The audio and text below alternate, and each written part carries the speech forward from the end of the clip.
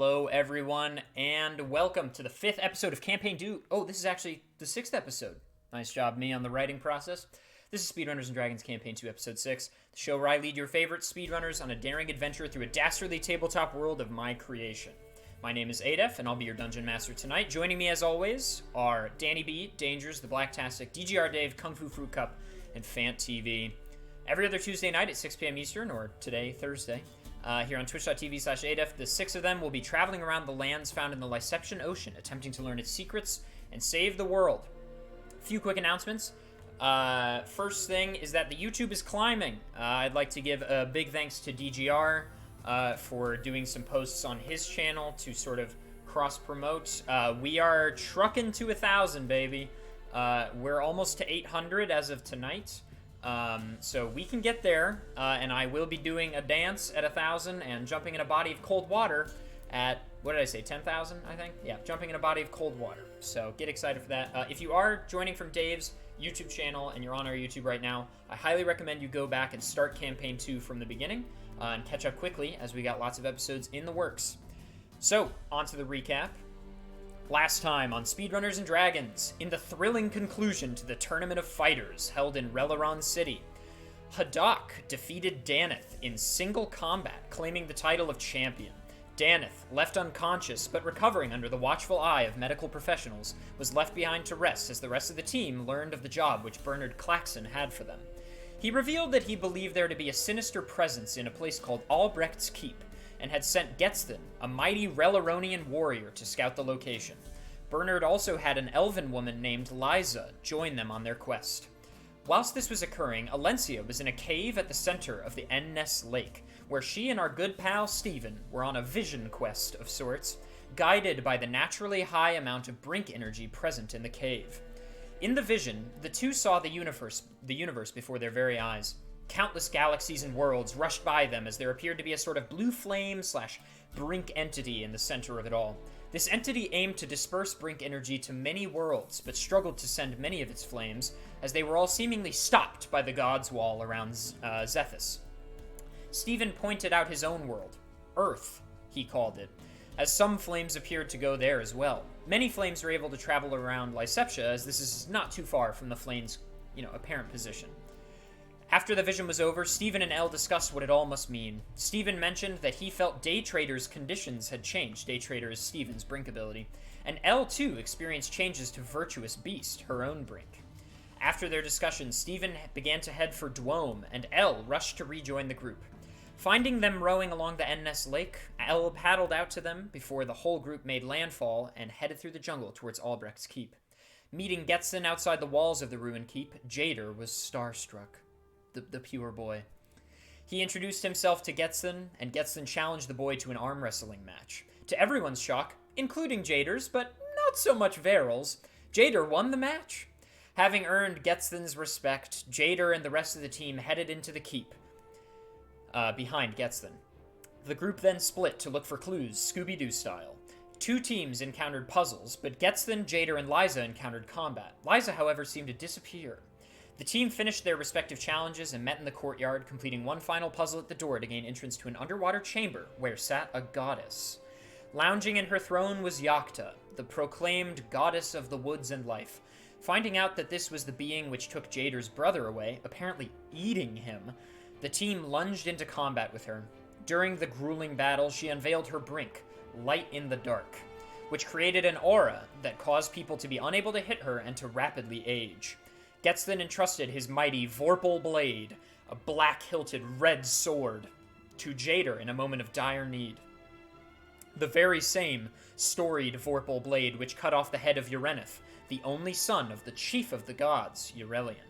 Upon catching the blade, Jader found himself in a space between realities, and was challenged by some part of the spirit of Urenith, trapped within the blade. Jader overcame the trial and came to wield the mighty blade. With a new sword in tow, our heroes dispatched with their first god. Then, upon heading out of the keep, a magic-seeming arrow pierced through Getzthen's chest. Behind them was Liza. Or was it? Shocker. She could talk now, and clearly had it out for Getzthen and the team. She complained about this annoying job and shot another arrow, seemingly able to control its trajectory. Then a large figure appeared from within the jungle who claimed to be a man named Killingsworth. Our heroes now finally come face to face with the first two assassins that challenged them all the way back in their first night on episode 1. Welcome to episode 6 of campaign 2 of Speedrunners and Dragons. We're all met. That was a great recap. Thank you. Wonderful. I almost forgot about Killingsworth. Mm-hmm. How could you? How can you forget? Woo! Okay. I've had my water. We're ready to go. Players, how we feeling? 6 of you feeling good? I'm feeling great. I'm ready to get back into action. Excellent. I've got my notebook, because, baby, it's combat time. As a small point of clarification, we are level 6 right now? Yes. So, in between sessions, our players leveled up to 6. Also probably worth addressing. You'll notice that in the bottom right corner of your screen, a DGR Dave is currently sitting in a hot dog costume. This is because Dave and I had a little wager yesterday. We had a little race, and I did win. And so Dave is now wearing the hot dog costume for the duration of tonight's episode. Please enjoy. The YouTube thumbnail will be exclusively Dave. That I can promise you. Yes, please enjoy that. But yes, everybody leveled up in between episodes 5 and 6, but a clarification for the players in case you missed it in the Discord, this does not mean that your max health is your current health. Your max health should have gone up, but your current health should be whatever it was at the end of last episode. Capiche? So, am I still 0? You're not here. I'm realizing. All right. Fant, enjoy the ride, baby. Let's go. All right. If I was full health at the end of last episode, can I be full health now? Or should I leave it at the way it was? I think leave it at the way it was. Yeah, that's what it's fair. That's what I did too. Sweet. Okay, so before you stands this woman who her name was apparently Liza, but she seems to have deceived you. And Killingsworth is there, and you'll remember at the end of last episode, he said something along the lines of like, I'm Killingsworth, and I must say, we're going to get the Getston contract and the so-called Heroes of Liseptia. We'll get them all in one. So there sort of seems to be some kind of dual contract nonsense going on here. And Danger's cropping is a bit weird. Yeah, the cropping is all a little bit weird. I can move Danger's over a little bit, but players, if you want to start interacting with these individuals, please.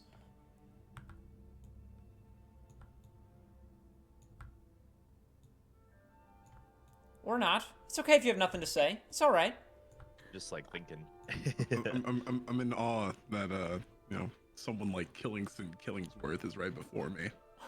Is Getston currently still alive, or is he gone? He is falling unconscious. Okay.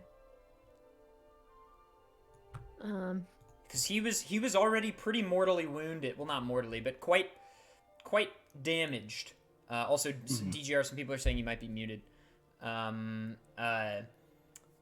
Yeah. He was quite damaged. He was damaged from the previous encounter, and then these 2 arrows to the chest are a problem. I would like to rush over to Getston, please, Sure. if possible. Yes. And check on him, because He's your idol. he's Kind of my like a idol, father figure over the last 24 hours. right? He's not doing great, but he sort of, he sees you. He sees you. Okay. He doesn't say anything. Can I whisper sweet nothings to comfort him? Yes, of course. Steven, I assume, that was the one thing he told you about was sweet nothings. Fu, what were you going to say? I guess Elle will look at the Killingston and be like, is that your birth name? It seems a little unfortunate. Is that Portuguese? Hang on. I know that the name my mother and father gave me is not under attack at the moment. I'm assured that my surname, my family name, has been in my family for generations. A storied lordship name like Killingsworth has a real ring to it. He's not being assailed currently on the field of battle, because quite frankly, I find that ridiculous that you would dishonor me, sir. Okay. And he draws what will look familiar out of game to our Campaign 1 folk, and what will not look familiar to any of the actual characters. but it is essentially a night black version of Billingston's axe. So it's a two-headed great axe with jewels running down, and it is made of the previous one was cast in pure gold. This one is cast in some kind of like titanium thing. It's a beautiful, shiny but black great axe. The woman who shot from behind you, has jumped down and walked around to Killingston's side, and she says, "How was your encounter with Yakta?" Oh, she's dead. Yes. Well, I assumed as much, with you Took guys a couple coming years out. though. Took a couple years. Well, So what makes you think that you can beat us if a god couldn't? well, she's alone, and Killingston and I are somewhat of a formidable team. Also, I think the reason she's not with the other gods most of the time, and she's been sort of secluded to this area, is that she spent the past few years, well, quite frankly, just eating children, and that does something to a person, I think, god or not. And though it's a rather barbaric method of getting stronger, I guess once you develop a taste for brain-sensitive individuals, normal food probably just doesn't taste the same anymore. This fills me with rage. I'm enraged. I would like to. It's hard to take you seriously. Trust me, I know. I feel like an idiot. I would like to, without thinking, rush in with my sword, Sure. my new sword, and try and hit. Sure. Let's go ahead and roll initiative, and we'll go ahead and give Dave the go ahead on the first attack. So I'm gonna throw it into the battle playlist. Early into combat today.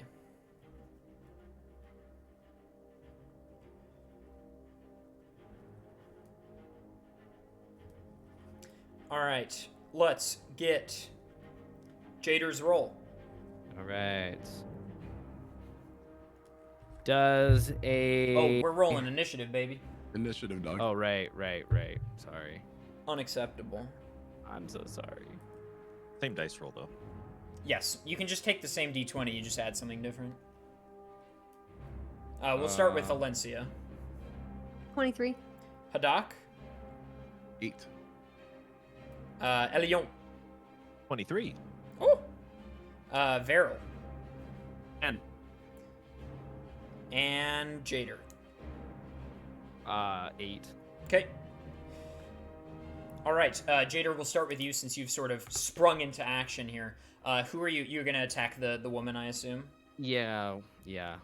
Okay. That's who I'm attacking. Roll to hit with your Vorpal blade, baby. Does a 17 hit? Yes.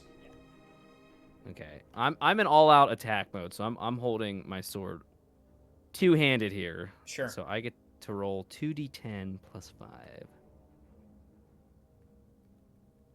Okay. First hit would be a 7. Or do I do the 2d? Do I do?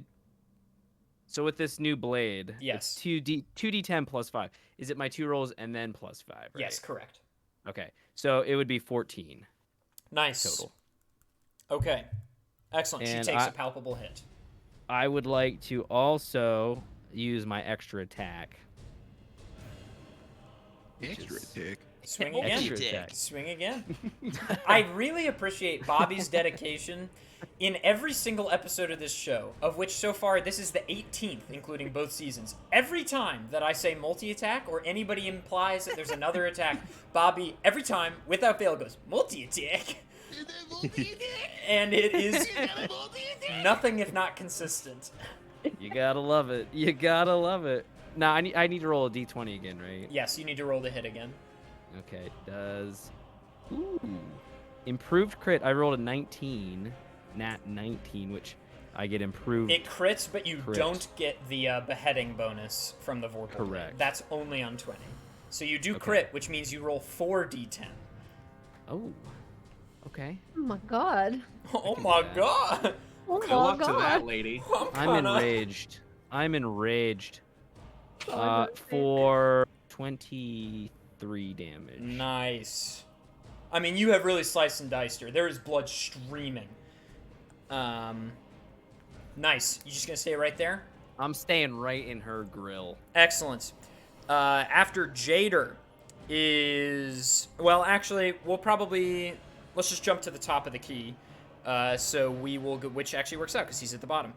Let's go to Elion or L. Who wants to go first? You go. Go for it, I'm El. working on. All right. Okay, Elion, you're up. She's working here. She's All right. working it.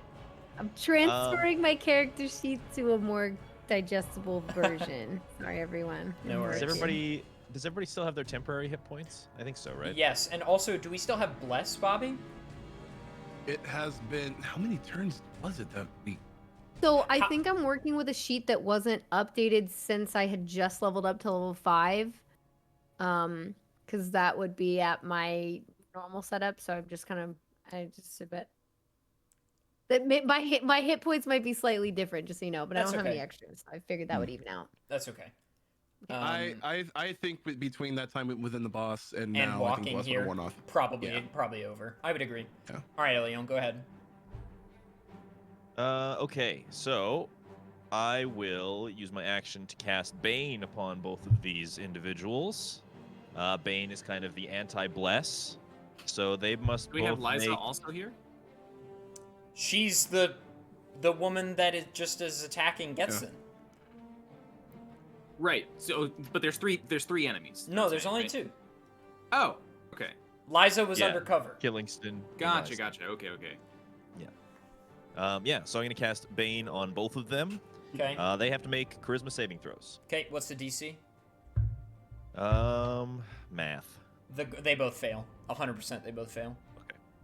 Cool. So, whenever they, if they fail, they have to make, whenever they make a saving throw or an attack roll before the spell ends, which is a minute, so what is that, 10 turns, right? Yes. They have to roll a d4 and subtract that from Okay. whatever their roll is. Sure. So Reverse that's Bless. that. And I don't even know if my hands even bend that way. Yeah, How do sure. you do that? I don't. Can everyone not do that? No, No, not it even was a bit. My That's a wrists bit don't. weird for Not the me. slightest. I can My go wrists backwards, do though. not bend that way. I can't do it backwards, but I can. I'm just doing this. Nope. I can go Yeah, forward. That's it. My My forearms, wrists- my forearms That are is going. freaky. My forearms are going in. I didn't know this was a weird thing. That is freaky. Yeah, it's okay. I got you. Thank you, food. Thank you. Foo's in there. Foo's in there. Can you grab one hand with the other hand behind your back? I can do that, yeah.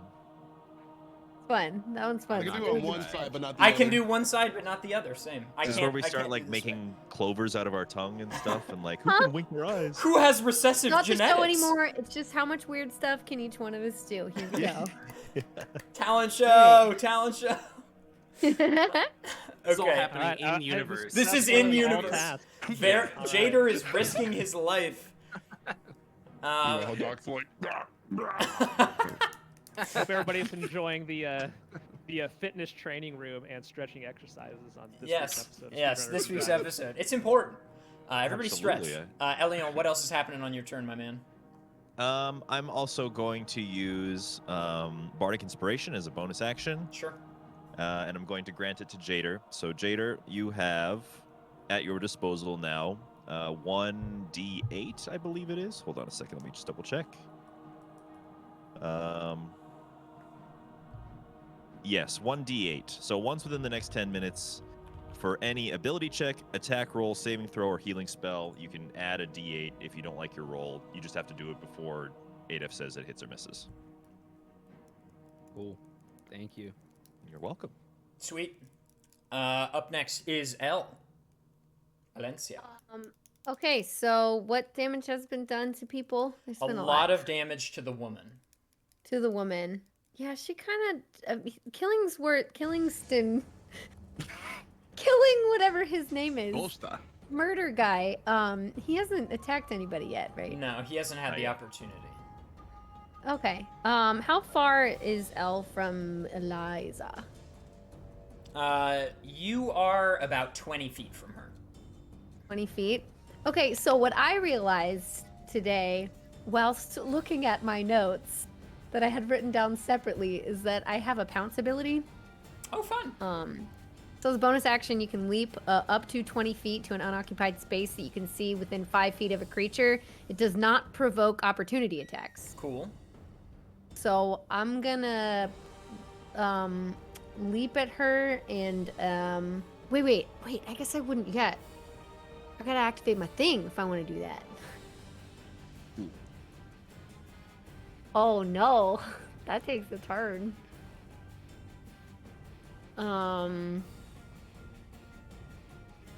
Okay, then let's start with.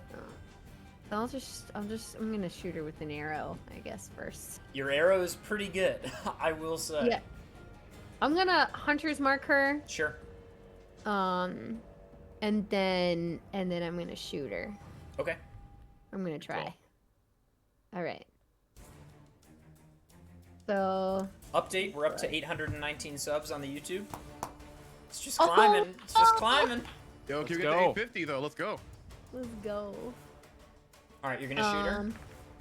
Yeah, I got. Man, my attack bonus is plus 10. That's amazing. So I got a 24. Is that from the psychic thing? I don't know. No, it's not. Wait, that's not possible. It's the max. The max it could possibly be is +8, because your dex would be What? +5 and then proficiency +3, right? Yes. It's the Oh, dex hunter's plus mark? proficiency plus 2. don't know where No. that- You probably wrote the +2 to mean proficiency back Oh, when that okay, was okay, your okay. proficiency. Yeah, That plus makes 8 is sense. plus Proficiency 8's is the 3 most now. it can be. Yeah. Okay, plus 8 then. Okay, and then oh, and then hunter's mark. I think if it hits, I deal extra damage. Yeah. I believe so. Yeah. So it has to hit. Okay, then it's 22. You hit for sure. Okay. Okay, great. Then that is a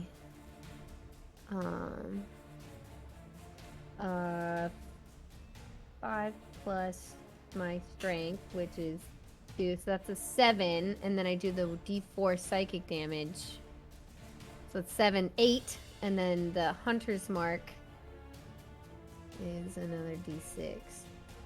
Drink up me hearties, yo ho. So that's 11? Okay, sweet. Okay. And the psychic damage hits her. She for a moment, but she's chilling. And then I can go again, right? I don't know. Can you? Yeah, I have a double attack. Well, then let's do it. Oh, there's Bobby. Yeah, There's double Bobby. attack. I'm sorry, I I have a know this multi well. attack? Multi-attack. There we go. There we go. Alright. Okay, now let's roll again. Might as well just do the same thing, TBH. I got a nat 1, so that's not so good. All right. Well, you draw the first, loose the arrow. It strikes her, strikes true, and then you go back to grab the next arrow, and you pull out nothing. But you're in the heat of battle, and you don't notice. And you pull the drawstring, but there's no arrow in the knocked. And I learned recently, apparently you're not supposed to do that. Apparently that is very dangerous. I can injure you. So yeah, you release, and all of the momentum goes into your arms. You just tense up, and you take 1 damage. Okay. I love it. Okay. Excellent. After L is the woman. Wait, I have bonus action. Can I still do that after? Probably not after the crit one, I would say. Oh no, my bonus action was Hunter's Mark. I did that first. Okay, great. Sweet. Okay, that's good. The woman, Liza, is gonna go. She's staggered. I mean, in the span of 5 seconds, she's been absolutely brutalized. Just hit by arrow and sword and sword. So she is, her brink's already active, but she'll say it anyway, just for dramatic effect. She pulls another arrow, and she knocks it and aims right at L, and she says, arrowhead. And the arrow streaks red, and there is a literal, like a vector, an arrow vector, that encompasses the arrow itself. And she looses the arrow, and you can see she's concentrating very intently. And the arrow begins to move and swerve, and it is going to attempt to strike you, L. I just saw this episode of Demon Slayer. For me, it's I just saw this episode of Fire Force. Oh yeah. She nat 20s. Oh. Ooh. Oh wait, I'm supposed to subtract. I think a nat 20 is still a nat 20 though, even with the subtract 4. You can't bust a nat 20. 16 would hit anyway, but Right, exactly. So D8. Do I have a D8? I do.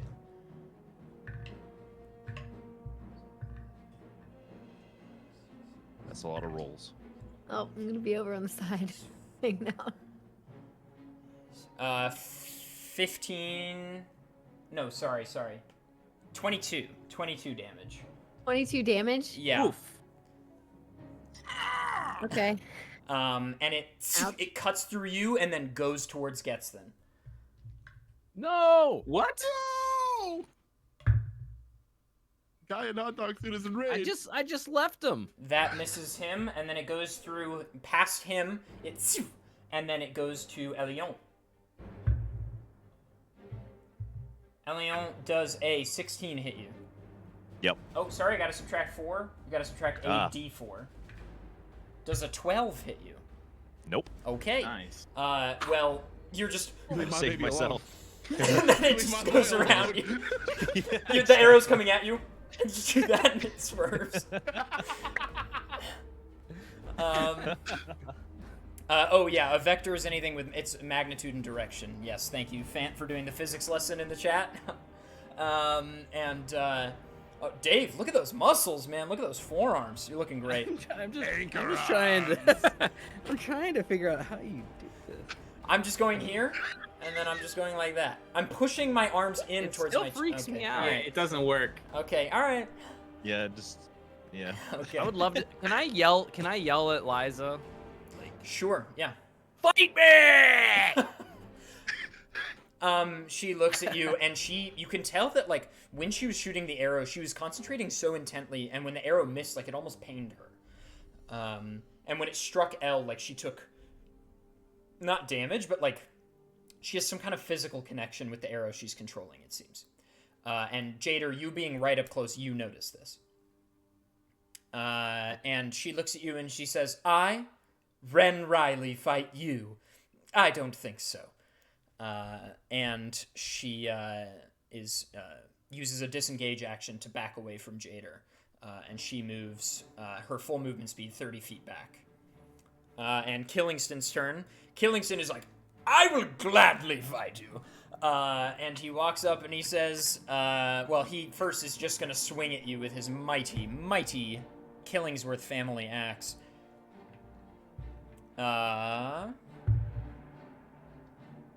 Does a... Okay, well, where are his stats, adef? I'll just pull up Billingston's sheet. It's essentially the same. Minus D4 also. Thank you.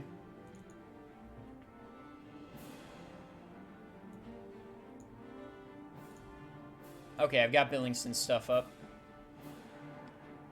But who's this Billingston person? Oh, yeah, well, it's just... Jader, does a 16 hit you? Yes. Okay. He is coming down hard.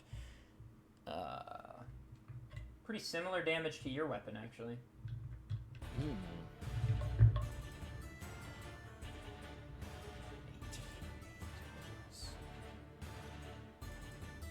You take 16 damage. Okay. And he then sort of just clenches on the axe so hard that his palms begin to bleed. And then he says, would you like to know how much money I'm worth? And then you're like, you know, this is a little confusing statement. Jader, you can respond if you'd like. No, I don't care. Well, you're about to find out. Money dimension! And then, like, whoom, this black sphere engulfs everyone, and suddenly there's, like, you can't see anything, and grid lines begin to envelop the floors and the walls, as if you're inside of a Tron training space. And Hyperwave time.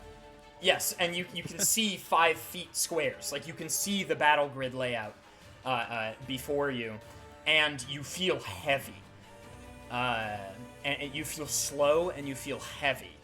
I probably shouldn't spoil exactly what's going on. I was about to tell you exactly what's going to happen to you, but I'm not going to do that.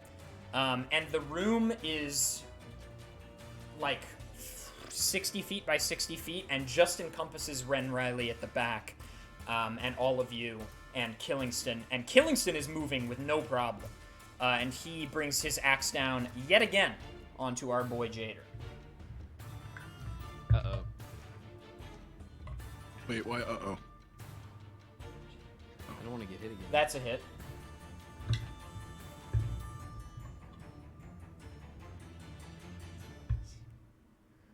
How much health you got, Chief? 25. Okay, because you're taking 24! Oh. Wait, no. It's 23. It's 23. Oh, that's a lot Oh. better. A lot better. I'm at 2. Quick maths. Notice how we didn't get to heal. Killingston's just chilling. He's right there. He's not moving. Up next is Veril. Okay. So all of us are experiencing this room. Yes. How far away am I from Killingston? 20 feet. Okay. I feel heavy. Can I move to him? Your movement speed feels halved. Oh, okay. Well, I can still move to him. I believe you can, yes. Yeah. My movement speed is 50. Speedy boy. Speedy, skinny boy. Yeah, that's right. Would you say that we are in dim or dark light? In this room? Yes, I would say we are in dim light. Okay, cool. Just wanted to know. Just So we For can still later. see. a curiosity. Just vague curiosity. Okay, I'm gonna run up to this guy, and I'm gonna just attack him with my quarterstaff. And I just rolled a natural 1. That's tough. Lots of crits today. You, in both directions. Yeah. You pop up with the jab, and it misses, and you fall to your butt. Okay. Does that mean I can't do my second attack? I would say you'd need to use an action to get up or attack with disadvantage from where you are. Okay. I'll attack with disadvantage from where I am. Okay. That is 18 and 16 plus 8, so 24. Yeah, you hit. Cool. And I'm going to spend a key point to make this a stunning strike as well. So he must succeed on a Constitution saving throw against 13. Nat 20. All right. Criticals everywhere. Never mind. Well, he still takes damage from my quarterstaff, Sure. which is 1d8, which is 1 plus Dex is 6 damage. And then I, seeing that I'm on my butt, will use my bonus action to just teleport away. Okay. Sure. Where do you want to go? And I go back to, let's go 25 feet away towards the direction that I was. Okay. Sure. You're there. Right back where you were. Choo, whoop. Excellent. Am I still on my butt? Yeah. Okay. Hadak. Yes. It's your So is turn. it finally my turn? Yes. Yes. Okay. Wow. A lot of things definitely just happened. Yes. And Hadak's pissed. How far am I from Jader? Would you say? Like, are 20 we still in the feet. same positions? Okay. Well, I'm actually, you going- could probably reach Jader in 15. Okay. Because what I wanted to do was just basically intercept Jader and Killingston. I'm sorry. You can, So, if your movement speed is 30, which it might be, you can reach Jader. You can reach a point where you could extend 5 feet to touch Jader, but if you wanted to hit Killingston, you'd have to use a weapon with reach.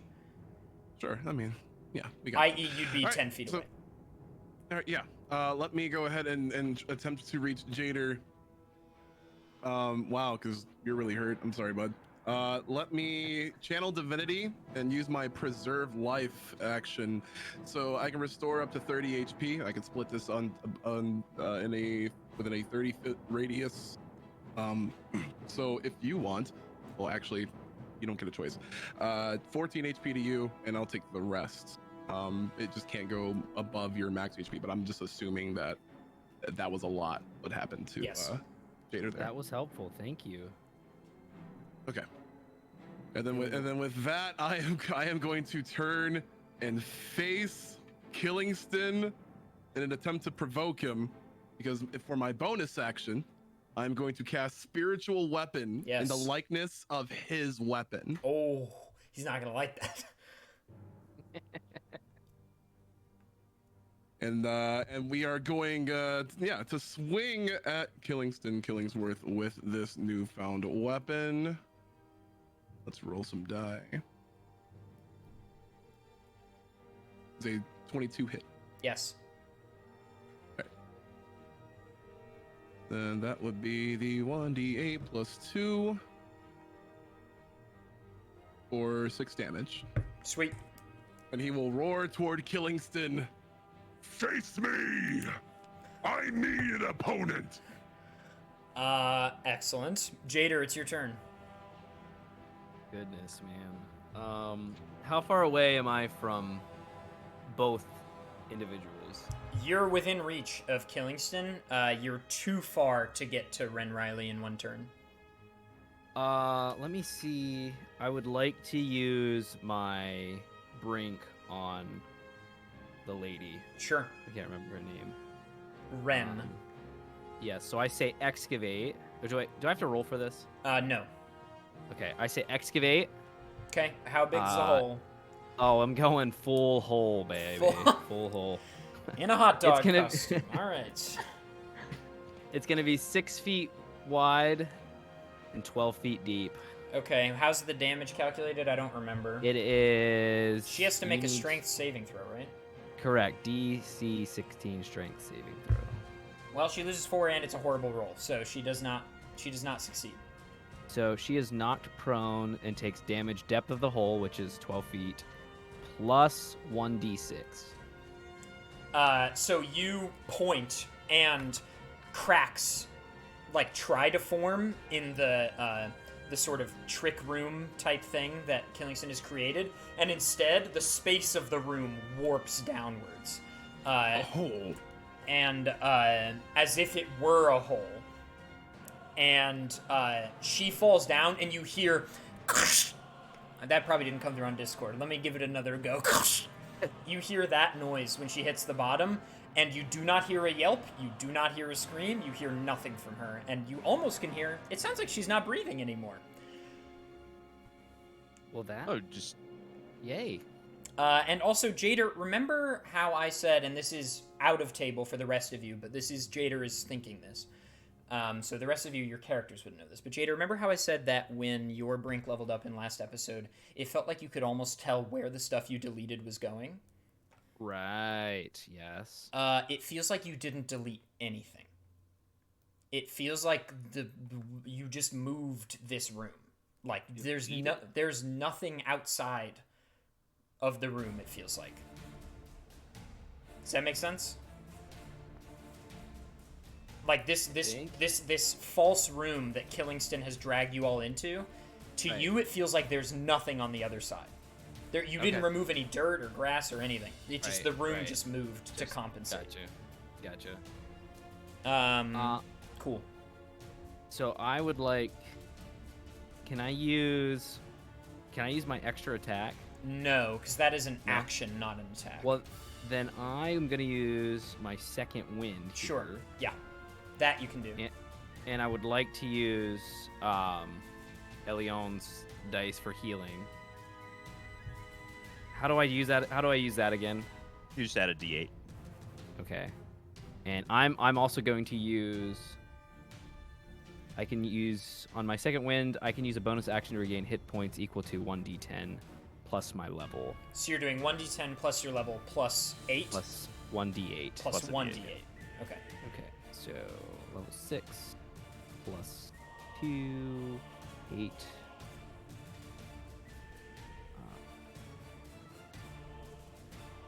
I regain 11. Nice. Sure. Okay, is that your turn? That's about all I can do. Sweet. Alencia, it's all you. Oh boy. Okay. Wait, it's me and not Elion. Oh, did I guess Elion I go goes first? Yeah. Sorry, my You bad. did go first last time. Your names are Okay. almost the same. Yeah, L and L. Uh-huh. All right. Which has my not turn. come up somehow.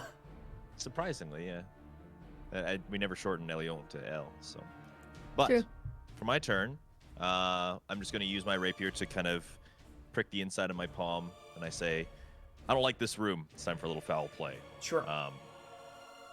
Fabricated in the air Yes, is a bluish purplish pigeon this Yes. time, which is fantastic. And I'm going to let them have their movement action first. Sure. Before my turn. They're going to fly over to Billingston, and they're going to land right on his head, and they're going to stay there. And I think that does something, doesn't it, Adef? Your brink has changed, has it not? It sure has. That's all that has to happen now, right? Well, that's... that does something if he stays there. Hang on. Do we mute? No. That You're mean? okay. You're okay, I think. Okay. Dangers.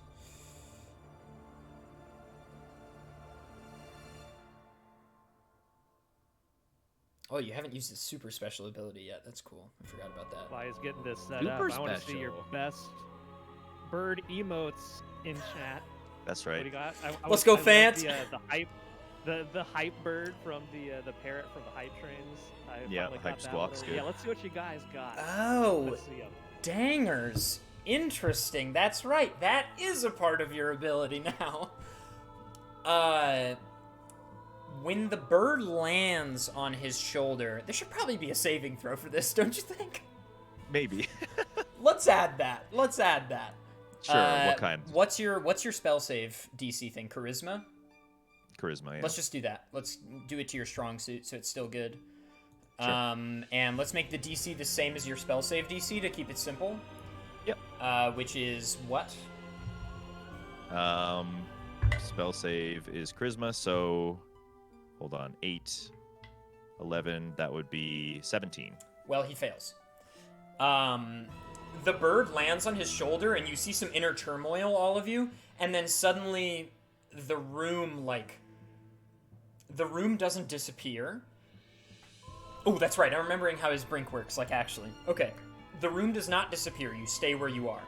But you feel your movement speed is returned to normal. It's almost like gravity has come back to what it was. Right. That is what it feels like. Anything All right, else, but we're still Elion? in the room. Yes, you're still in the room. Okay, good to know. Well then, I'm just gonna leave him there. He's gonna Okay. just vibe right on Killingsworth's head. Sure. I'll do the rest of my turn now. So as a bonus action, I'm going to invoke a Mantle of Majesty, and as a bonus action, I can cast Command without expending a spell slot. And I concentrate on Mantle of Majesty for a minute. So I'm going to command Billingsworth to drop his weapon. He has to make. Billingsworth. Sorry, Killingsworth. He has to make a Wisdom saving throw Okay. or follow the command on their next turn. If the DC is higher than 10, it's gonna fail. It's a fail. So on their next turn, they have to follow the command, which is drop whatever they're holding, and then end their turn. It says this, but if you want to I'll probably wanna drop the thing and then retcon that. yeah. do Okay. whatever the heck you want, yeah, Cool. totally. That's my turn. Sweet, nice. Alencia, what you got? I think it's important that I also do a little scratchy on myself. Sure. Oh, And I don't know, do I need to say my thing out loud? Everyone does. Oh, okay. I'm gonna say virtuous beast. And then, well, yeah, okay. And then that's happened, but that's gonna be that's my main action, right? Yes. And then As a I'm organizing all my bonus actions and spells right now. It's great because everything's spread out on these It's worthwhile. pages It's a and worthwhile thing to do. Yes, it's really annoying. And then, where did we just put? Oh, right here. I'm still, oh,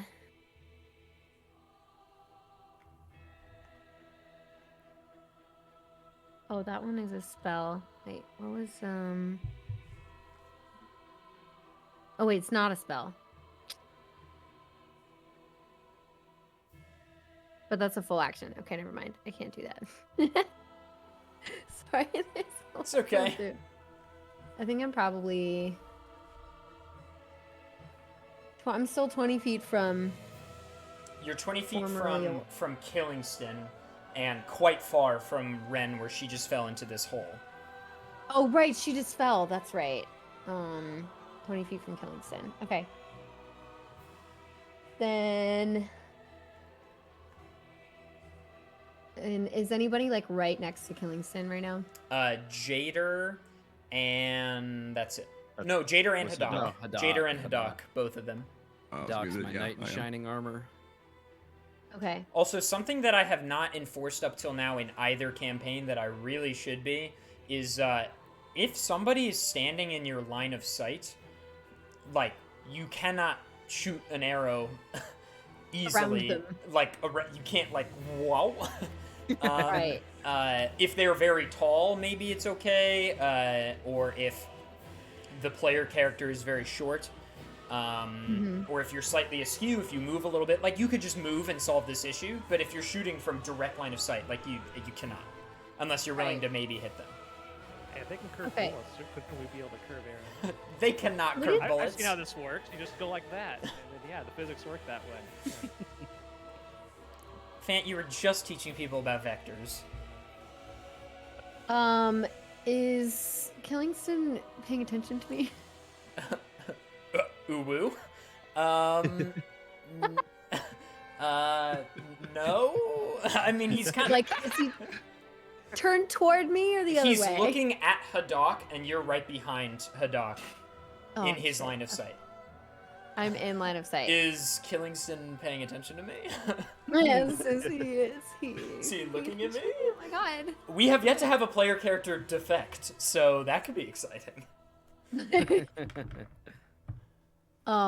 Yeah, I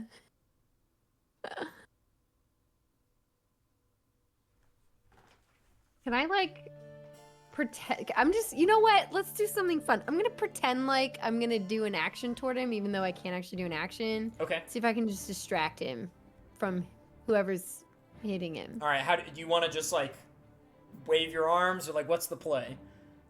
I'll probably shout like get ready for this, or you know. Okay. Roll deception. Roll a d20 and add deception. Okay.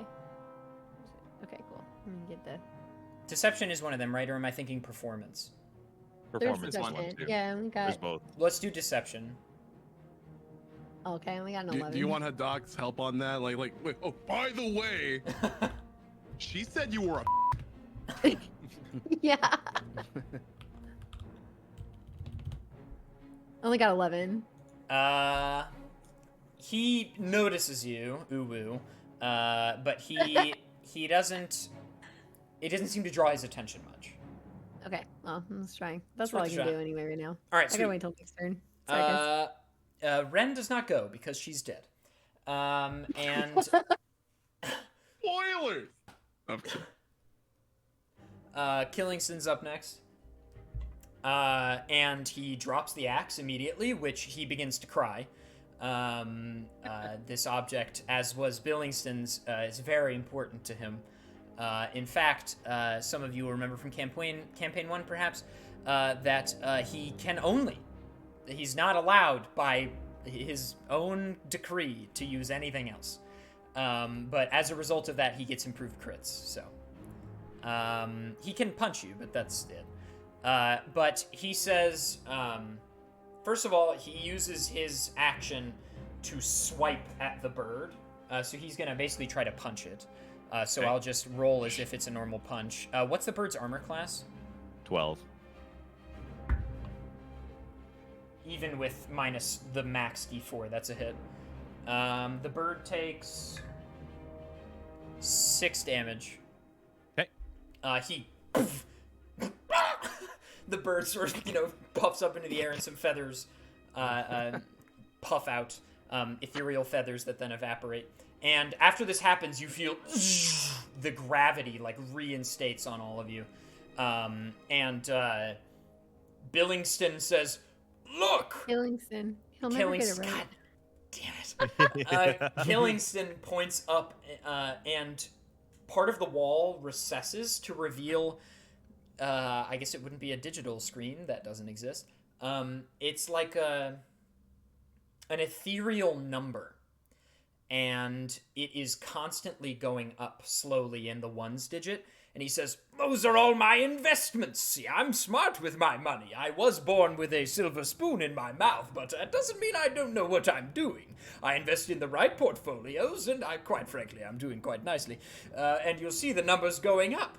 And then suddenly it jumps up a ton. He's like, "Oh, somebody just made quite a good deal on my behalf, it seems." And as the number jumps up, suddenly you feel the gravity intensifies. So there is some link between his net worth and the physical reality with which you are currently residing. And he turns to all of you, and that's his turn. That's his turn. He doesn't pick up his axe or anything. Well, you told him to drop it. It's true, I feel did. like it's fair that... Well, maybe that would be his action, then. His second action would be to pick it up. That's fair, yeah. So he doesn't get to swing it, but he does pick it back up. Well, thanks, Elion, for the assist. Yeah, I was sure. Okay, he's not hitting us right now, so we got some time. Veryl, This it's guy all literally you. stealing our money and crushing us with literal crippling debt. Yes. Also, I'm sorry, Fant. You will be in soon, I promise. No, I've enjoyed the ride. This is great. You watched the last episode, right? I sure did. Dedicated viewer, Fant Television. He subscribed to the YouTube channel. Which I I'll did. give I'm an already update. subscribed. I'll give an update as Veryl thinks of his turn. Oh, I'm good to go. We're at Go ahead. 841. Oh, Damn, wow. it Lyman, keeps baby. going up. 9 more. Let's go. This is very good. And beyond. Veryl, let's go. Yeah. So what's up with the gravity right now? It feels like your speed decreased another 5 feet. Another 5 feet. Okay. So half I'm minus down 5. Yeah, half minus 5. Down to 20. You can still reach him. Well, I'm on my butt, That's right. so it takes me half of my movement speed to get up. I believe so. So, okay, kind of a complicated question then. If I double my movement speed with a dash action, right? I'm starting from 100 because my base is 50, right? Multiplication and division are commutative, so it should be fine. Okay, so I'm at 45 base movement speed, right? We're gonna... Oh, you're talking about the subtraction specifically. Yeah. I I think getting think- up from prone costs half of my base movement speed, and then dash is applied on top of it later. Okay. So I think it costs me 25 feet to get up, and then Sure. now I have 75 feet left, of which I only have half because of half minus 5 because of his thing. I think getting up is incredibly different. So what is without the dash, you have 20 movement speed this turn, correct? That's Before anything. Yeah. Okay, I think if it's supposed to take half your movement speed on a normal turn to get up, I think it takes all of it, because this is less than half of your total on a normal turn. And it doesn't change, we're not just reducing your movement speed, we're taking away part of it. Okay. Make sense? So I think it Okay, takes so I your can- full movement to get up. So I can get up, but it costs all of my movement. Yes, that's how I'm gonna play it. But then All dash right. is like its own action though, too, right? On top of that. Yeah, I could then take the dash action and move another 20 feet. Yes, yeah, sure. Okay. Okay, so I'll just get up for now. He's 25 feet away from me because that's how far he hasn't moved in the last turn. Yes. Got it. Okay, so I'm gonna stand up, stay where I am. I'm gonna use my bonus action to cast my brink, and I'm gonna whisper Liberation of Shadow to myself as I cut my hand a little bit on a sharp edge on my quarterstaff. And my brink, my shadow moves across the floor, and Your shadow's movement speed is uninhibited. that's cool. Handy. He is going to go ahead and slither behind Killingsworth Mhm. and try to take a swing at Killingston's shadow. Sure. So that is a 2, so that misses. Yes. That's cool. And then I am going to go ahead and I guess I'll just stay right there. I'm gonna enter patient defense. Okay, I don't know what that is, but sounds good. Which I can't do actually because it's a bonus action. I use that to do my brink. So Okay. I'll move 10 feet towards him. Okay. Up next is Hadak. Yes, I'm gonna assume that Killingston is still, Right in front of you. yeah, still right in front of me, so I don't really have to move much. However, I would like to, yeah, I'll do this. Yeah, I'll attempt to go up to him and cast Inflicting Wounds.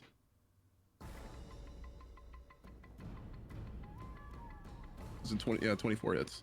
Yeah. That is a 3d10 necrotic Always mind-blowing. for a 21, and while I got the hands on him, I'm gonna use the spiritual Killingston's axe, which I'll dub the Killjoy, Okay. and swing at him as well. So he takes 21, you said? He takes 21 damage. Good God. Okay. And that is like I'm gonna assume a 14 misses. Correct. Yeah. Okay, yeah, that's me.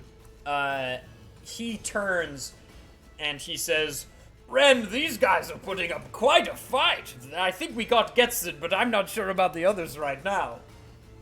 Ren? Sweetheart? Oh shit! Uh-oh. And no response. And he turns around and looks at you, Hadak, and he's like, "That's not good." And Jader, it is your turn. All right. Am I within range? I'm close, right? Yes. Like I could swing my Yes. Vorpal blade. Yes, sir. All right. I would like to swing my Vorpal blade. Let me see if it hits. Does a 17 hit? No.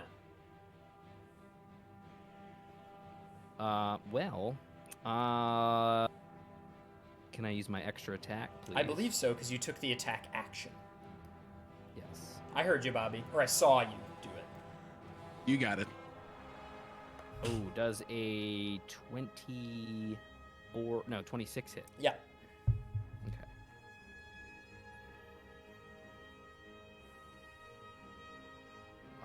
For 13 damage. Okay, and on reaction from that, he's going to use one of his Brink's abilities. On reaction from that, you feel the room begin to shift, and he's like, I think we've spent entirely too much time in this. I'm going to bid farewell for today. And the room begins to shift and morph and undulate and wave, and the hole that Ren was in is forcibly pulled up, and he sees her, and suddenly he is like, the room begins to shift and you all stay in place, but he and she begin to move with the room, and then as the room passes you physically, you're back in the jungle, like instantly. And then when you're in the jungle, looking forward, there's nothing there. There is nothing physically moving anymore. But those of you that are still in it, is still moving, you're still seeing it. You don't know about the jungle behind you. And then when you pass through, you're back to jungle instantly, and they're gone. Oh. Wow. Can I rush to back- Gethston real quick and Yeah. jump on him? He has passed. Aw. I shed a tear, many tears. I'm weeping. Yeah. It's a tough moment. But I hope I did him proud. I think so. I I go think behind that and just kind of place a shoulder, like a hand on his shoulder. It's gonna be okay. I say, I'm glad he got to give that to you. Thank you. Pointing at the axe. Not the hot dog costume. you mean the Yeah. you mean the sword? Yeah, the sword. Yeah, sorry. This, my armor, my new armor. I was his best weenie.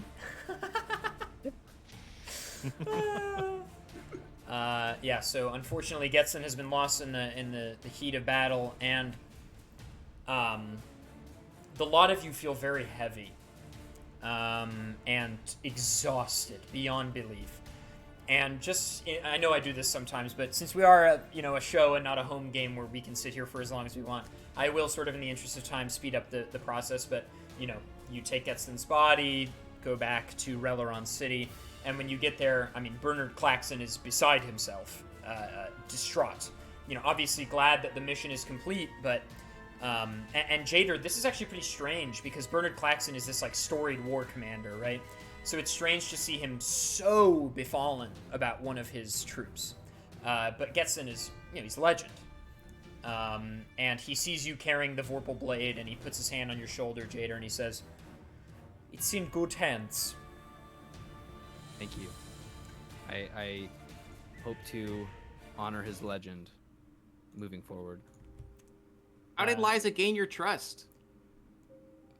Did she? Oh yeah, I guess it would have come out that she was this different person and all the killings and stuff. And he says, well, she's been working by my side for about 6 months now. I mean, she takes trips sometimes to visit her family, but oh yeah, no, that would.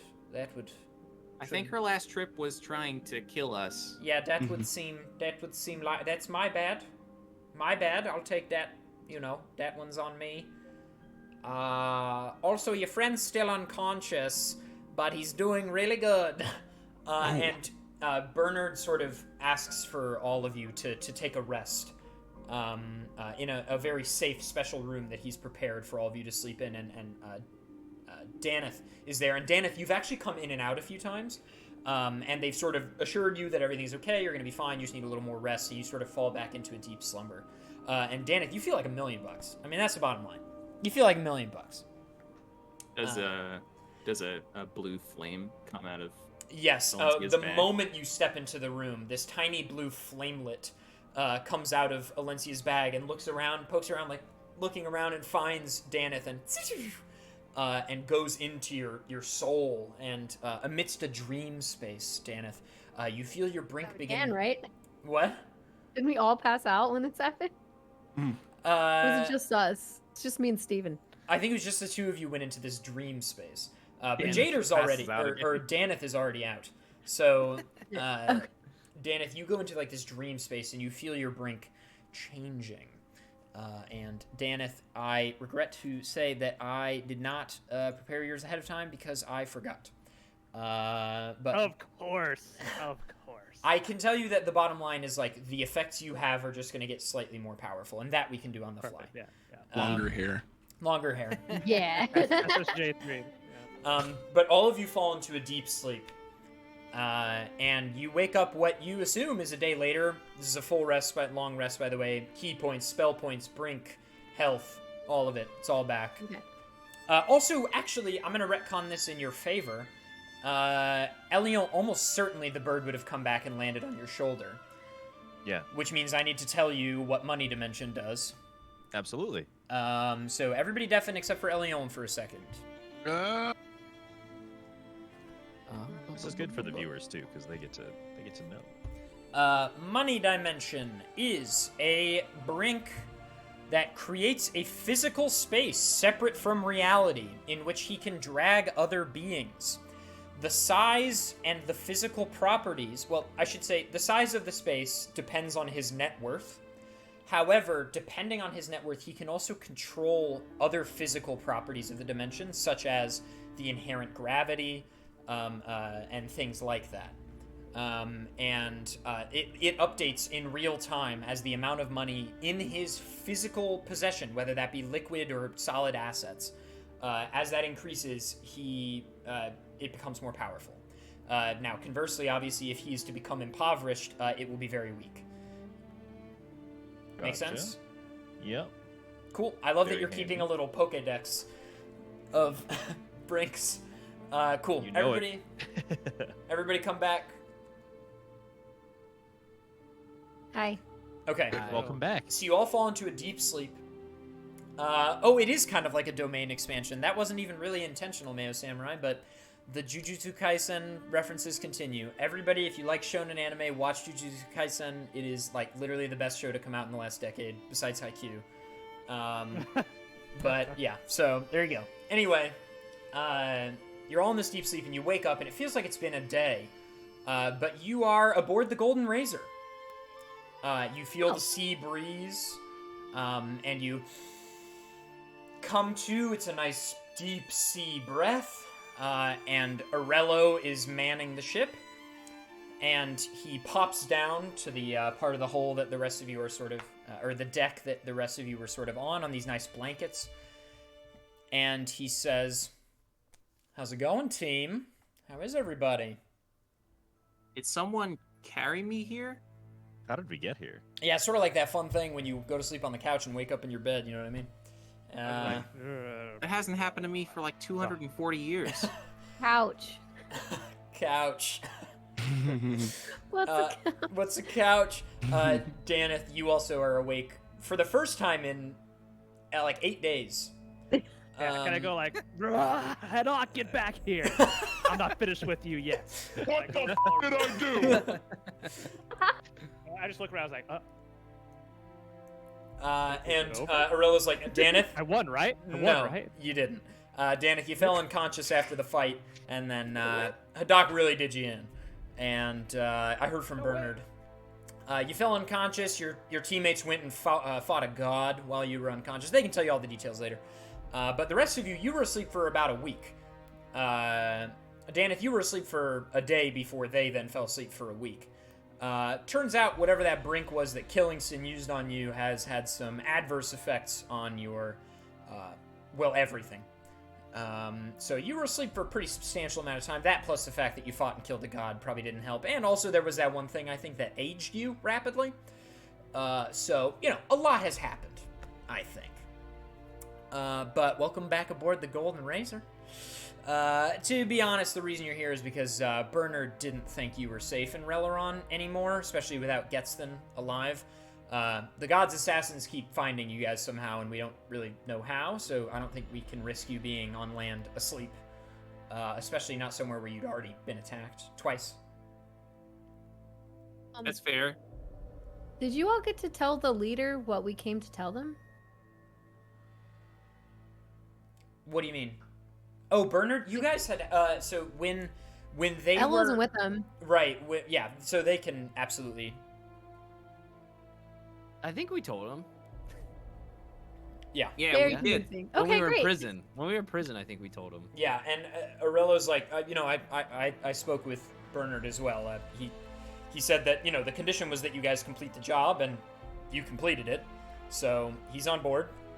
Not literally on the ship, but he's in with he likes the plan. Sorry. We're sailing to Dwome right now. I figured we just, take care of that right away. Didn't want to wait for you guys on that one. I was sort of circling for a bit, just because you were asleep, but we're going to the Dwome straight. And I'll switch to the map for everybody. Peter, I'm sorry that we couldn't save your brother. Thank you. It's hard, but I've lived without him this long. It's nice to have closure, even though it's sad closure, but it's closure nonetheless. It's very fair. Upon hearing Dwome, by the way, anybody who's keen enough to notice might have seen Elion kind of catch his breath for a second. His eyes kind of widen because he's, this is a little bit jarring all of a sudden, just like going to a no location, but maybe a little bit more than normal. Let's have the five of you, not Elion, the other five of you. Let's have you guys roll perception on that. And Elion, you don't have to roll anything because you're not trying to deceive anybody or anything. Yeah. 19. Okay, Varel definitely notices Jader. 18. 18. You also notice Hadak. Ocho. Hadak does not notice. Nope. Elencia. 7. Okay, you do not notice. And Daneth. 4. Okay, only Varel and Jader sort of notice this slight tick, this slight moment of apprehension almost, or taken abackedness. Taken abackedness. I'm coining that one. Taken abackedness. Right into the dictionary. It's going straight into Merriam-Webster. It's right there. Yeah. You understand what it means, so it must be good. I like to yeah. envision Daneth just like combing his hair or his beard. Wasn't paying attention. His hair just keeps growing. And he says, look, we're going to the Dwome straight. We obviously can't sail straight to Yptek, the capital city, like we'd like to, because the pirates will hit us hard. They're right there in the Dragon's Archipelago. So the only other option is sailing around the southern tip of Releron, and because we just lost 7 days, we don't really have that kind of time. Also, I did the math on the timeline. It looks like you guys have like 19 or 20 days left till the summer solstice. Oh. Sleeping for a week probably wasn't the best for that. Maybe not. Can I say something to Elion? Yeah, sure. Elion. You excited to go home? Home? I don't know what you're talking about. My home is in Velerhent. I just look puzzled and don't say anything else. You kind of notice that he's moving a little bit nervously, though.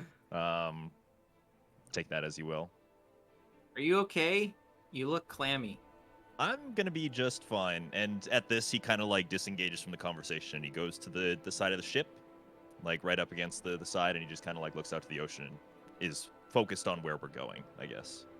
I very awkwardly disengage my shadow and have my shadow rub his shadow's back because I think maybe he's gonna puke. Oh, you Elion, there is a strange sensation. There is you are being touched, but it's not physical. It's otherworldly. It's nowhere and everywhere. I feel somewhat calm somehow. Sure. Still very focused on that, So yeah, where we're going, though. Elion is sort of out on the side of the ship, and Arella looks over at him and is like, we picked someone up as well. Said he wanted passage to Dwome and that he was a friend of yours. It took some convincing for me to let him on, but he seems all right, as weird as he is. Hey, man. Hey, they're awake? And a hatch sort of opens, and you see a suited arm climb out, and the glasses-looked eye of Steven climbs out, and he sort of rubs his eyes and puts his glasses back on. He's like, hey, guys, good to see you're awake. How's it going? Everybody feeling good? First encounter with a god, I heard. Took care of it. It's exciting. Well, first one that we won, anyway. Yeah. That's true. That's actually accurate. Hi, Steven. Hey, Jader. How's it going, man? I've been better. It's quite honest. I'm doing okay. Yeah, that's good. Okay. Have you been here the whole time we've been out? Yeah, well, I wanted passage to Dwome, and I didn't know how to get it. It's the one country I haven't been to. The borders for Dwome are kind of strenuous. And I don't really want to go from the south if I had my way, because you have to cross the desert, and I don't want to do that. I went to the Sahara once on like a family vacation, and I wanted to die. Like, it was horrible. My parents were like, let's go, like, look at the Who's sand. Sarah? It's a, sometimes I wish that, like, just because I make a reference that isn't exactly from where you live, like you would take the extra step to be like, oh, infer, okay, maybe he's talking about something from his planet. Well, I figured she lived on your planet. Sahara. Doesn't matter. This is not important. And Aurelio's like, yeah, guys, by the way, Dwome is not a very welcoming place. I don't know if any of you have ever been, but this will likely be the hardest one yet. The leaders of the other three countries are at least, like, reasonable. Cool. So you're going to have to convince a guy, the leader of Dwome, to go along with our little plan. And I just do not think that is going to be easy. The leader of Dwome is, his name is Alexandre Henrique, or Alexander to people who don't speak Dwomish. People call him Le Père, which is Dwomish for the father, or Father Henrique. The man is supposedly as ruthless as he is difficult to get a meeting with. You don't win a meeting with him unless one of his direct reports signs off on it, I think, is what I've heard. Oh, he has these, like, underlings. These, like, guys that work for him, and Steven's like, yeah, les patrons. The bosses. 4 individuals that serve as direct extensions of Henrique himself. Also, you, obviously, like I said, you have to cross the desert, and the Dweme Desert, or the Dweme Sands, as the locals call it. It's brutal. It's brutal. I always opted for... Yeah, go ahead. I remember seeing the map recently, and I asked, couldn't we just sail around the east side of the country? Yeah. Aurelio's like, right, so about that. The eastern part of the western part of the strait is patrolled by the Relaronian marine, individuals, and that is quite easy to pass, especially since we are in, good standing. The Golden Razor is never passing the eastern side, which is patrolled by the Dwomish armada. It's just not gonna happen. I thought it's the fastest ship. Yeah, well, it doesn't really matter how fast your ship is if you have to slowly go through hundreds of ships. That's unfortunate. You have a brink. Yeah, but, like, the thing is, I don't want to alienate another country. Like, I don't want to be wanted in another nation. I've already got, like, basically 2, and that is high. That's a high number of the 4 places I can go. So I'm trying to, like, limit my exposure to blatant illegal activity in the eyes of where I am not currently a criminal. This in the desert, just nothing but sand, right? Well, there's Fort Buren. It's like halfway, and that's an active military outpost. So, I mean, if you get there, you might be okay.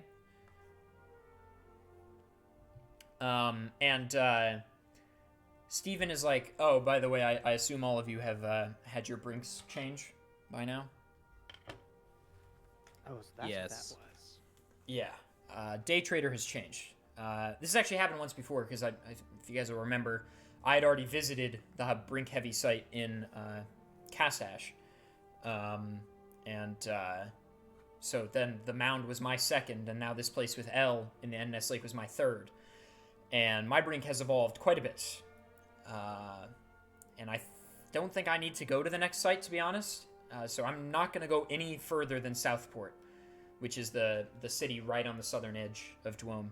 He's like, the Brink has told me that what I need to find is there, or who I need to find is there.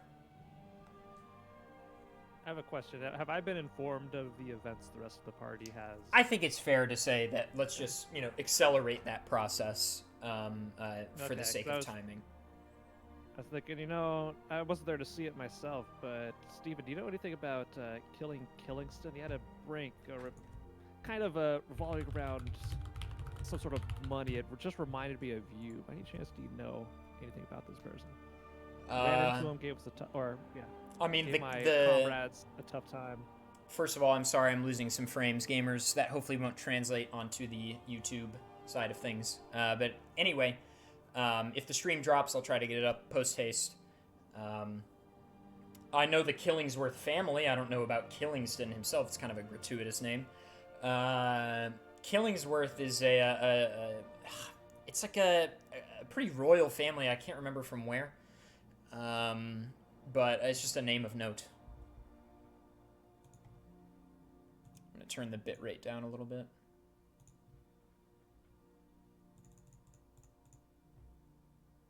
Ooh boy, it's ping-ponging all over the place. Sorry, gamers.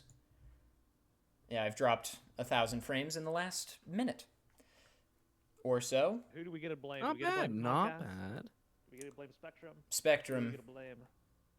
Oh yeah, heck you, Spectrum. Dang.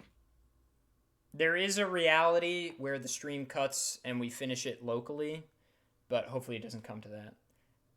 But we're in podcast mode. So long as the audio is fine, you can just listen. Put something else on and just listen. That's okay. Go browse Twitter and listen to us. On YouTube, it should be just fine, though. I think it encodes locally before sending it out to Twitch, so it shouldn't matter. Illingston, Yeah, your YouTube will be fine. Illingsworth. Dog. All right. When's the album Bobby. drop? When's the album drop? He's handing out mixtapes on 8th Avenue. Okay. So Steven basically is like, look, day trader has changed a lot. My conditions have changed, but also I've got something new, and I'm not 100% sure about it yet, but I think I know what I need to do. I'm going to join you as far as Southport, but that's it. Thank you. Yeah, I mean, I don't really have much to offer, but, get to Adela's Peak in Dwome, and you should reach what might be the final form of your own Brinks as well. That's my Hey, theory. Arella, how far are we from Dwome? Arella's like 20 minutes to landfall. Any sightings of pirates? No, these waters are heavily policed. Cool. And Arello also says, I think I might actually port the Golden Razor. I don't think I should be sailing recklessly around these shores. I'll join you guys for as long as I deem I'll be useful. You're gonna come with us Sure. into Dwome? Sure. Are you sure about that? Yeah, I mean, I don't want to just who's hang been out on the chasing ship. us. Yeah, well. I don't know. I don't really have anything. Does your better brink going do on. anything when you're not sailing? I mean, any water in the immediate vicinity, I can turn it into sand. You know we're going into nothing Yeah, but sand. I am right? aware of that. But, who knows? All right, it's your funeral, man. But, What okay. happens if someone Hang on. is under the water and you turn it into sand? I don't know. Can you turn the water in somebody's body into sand? No. That sounds useful. What You should happens if figure that you out. Turn sand into more sand. Guys, I think we're losing scope of the issue here. And Arello he also noticed this little Elion thing. And Arello starts to walk away from you guys and disengage the conversation. He's going back to the helm, but he turns around and looks at Jader. And nobody else really notices much of this interaction, but Jader, he looks at you and then he looks over at Elion and then he looks back at you and he's like, Oh, I should check on him? As this conversation is finishing up, I hear 20 minutes to Dwome, and I'm very nervously tapping my arm, and I start to go under deck to maybe just prepare myself for landing. I would like to follow. sure. So we'll go to just those two boys. And Jader, this is it. You guys can, you don't need me to facilitate this conversation. So Sure. Elion, below deck, it's sort of like some swinging, what are those called? Beds that swing from 2 points. Cots? Hammocks. Hammocks, thank you. Cots, hammocks. Not cots. And there's, your classic under cabin ropes and barrels. And that's it. And Elion, you can situate yourself however you'd like.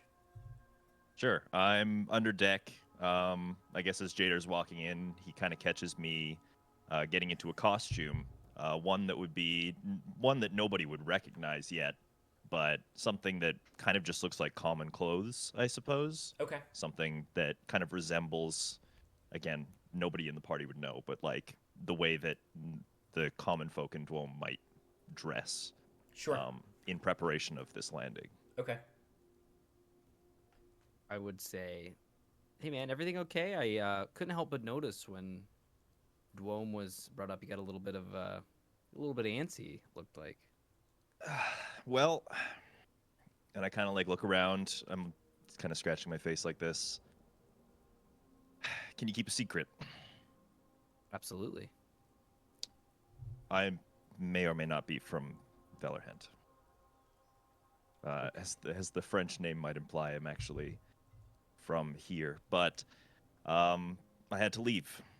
I had to leave when I was very young.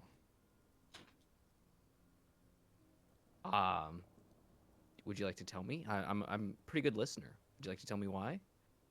You know, he feels like he can trust it. So he sits down. He feels like he's all dressed. He sits down and he goes, "Well, my family's a little bit of a traditional, rough and tumble kind of family. We abide by very traditional rules. You know, you have to live for your family. You have to die for your family. Perhaps most importantly, you have to marry for your family.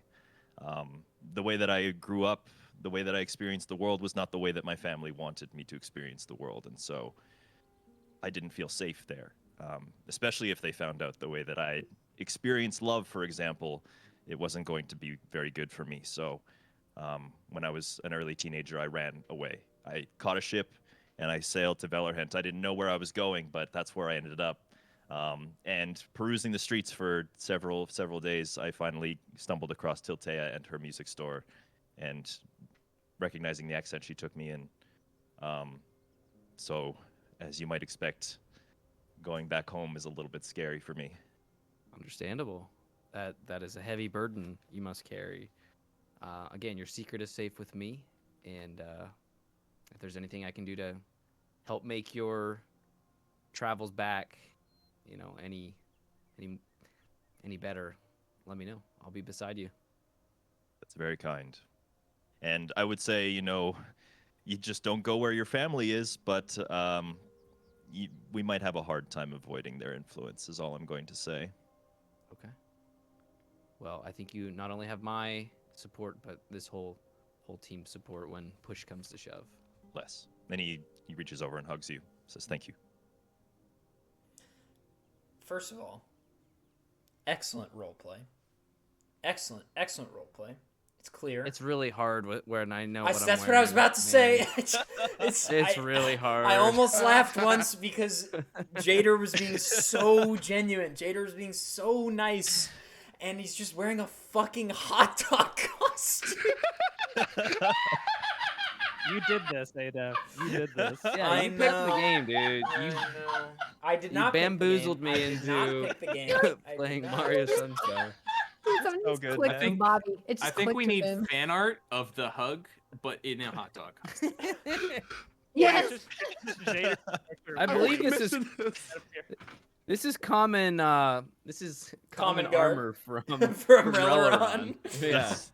They They are the known knights for their bratwurst. the knights in the second tier wear hot dog costumes. It's canon. Yeah, no, Jader was just a local, front man wearing the costume to bring people into a restaurant. Right. Left the costume up. Spinning a sign. No, Yeah, I just. exactly. about my.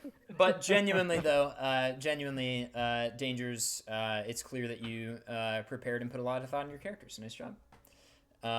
You know what? Fuck it. The first inspiration point I've given in the whole campaign, or just Let's go. is it the first of the whole campaign? I think. Please Maybe. I don't know what that is, so I'm gonna say yeah. Okay, inspiration point. I'm giving one to Jader too. Aw. Very good. Oh. Jader and Elion both getting an inspiration point. Inspiration point is a thing that the DM can give out whenever they'd like. Usually when a person displays either excellent roleplay or a cunning feat or some kind of amazing thing that is singular and, in my, I judge worthy of recognition as sort of the type of play that I would like to encourage. So both of you have just exercised brilliant roleplay and a wonderful scene, and so I'm going to give both of you a inspiration point. Inspiration point can be used at any time after you roll a d20 to do something. You can choose to re-roll the d20 at the expense of your inspiration point. That was our house rule, right? That's what I came up with, Campaign 1, lads? Or after you find out the result.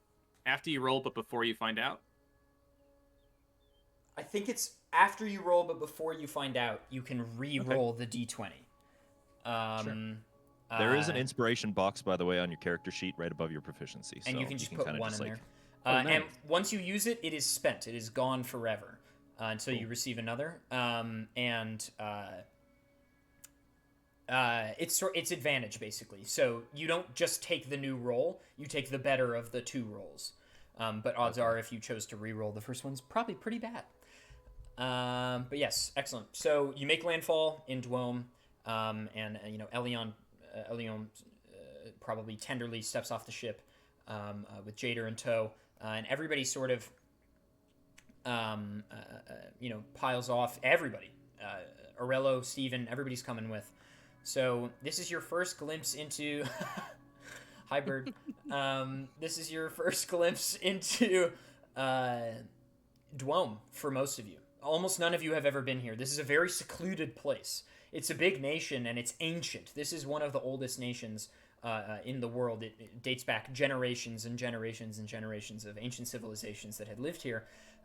But the current hierarchy and the current monarchy is rather strict. And has been for about 2 generations or so.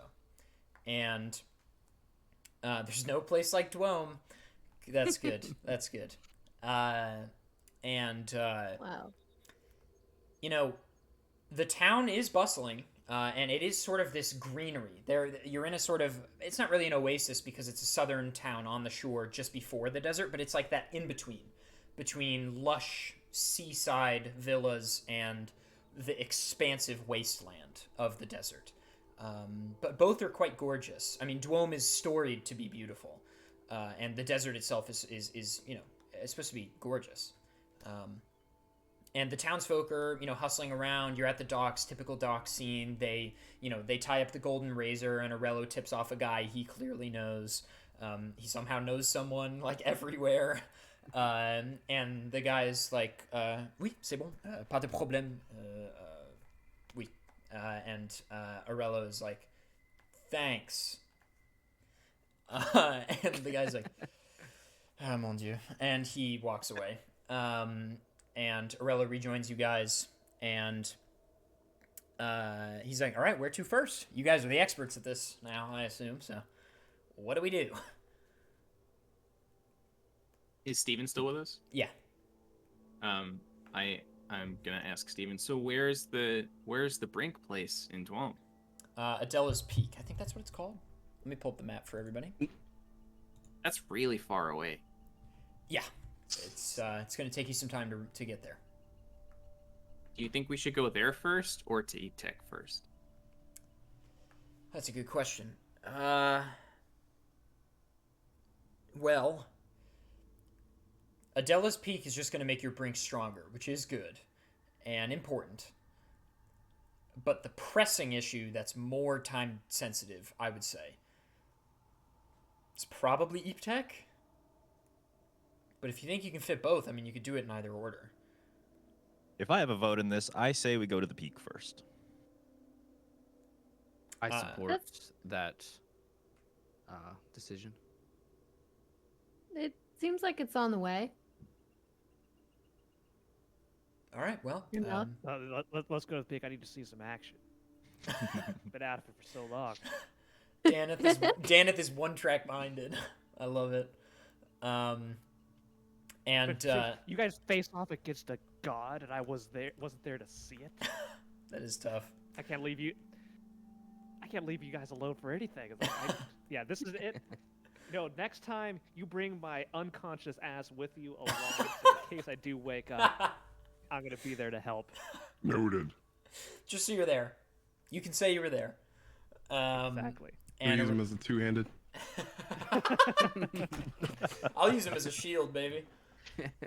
And Arello says, all right, well, I mean, I guess we just try to cross the desert. Steven, who are you looking for? And Steven's like, I'm not 100% sure, but I know that it's somebody here that's important. I'm sure you'll find them. I wasn't sure how to find 6 people, and I found them. And the Brink was telling you to do that, too. I guess so. That was before I even knew what Brink was, so you're off to a good start. So maybe it'll just happen for me. It's kind of exciting. That's actually really exciting. You know, it's kind of like everybody back home talks about true love, you know, like love at first sight. Like, you just know. Well, I guess that actually kind of did happen for me. Didn't really work out, though. That was Sarah. No. No. You know, Veril, you've got this sort of attractive innocence that is endearing, but it makes me very angry. I'm sorry, I guess. Yeah, it's about what I expected. Can I ask what the best way to cross the desert would be? And neither of them really know. Well, I've heard some things about deserts and traveling across them. Perhaps, you know, horses aren't necessarily a thing in this world, but camels, I've heard, are a good way. Yeah, Elion, you recall that camel transport is definitely a thing. And Steven's like, oh, riding camels is the worst, dude.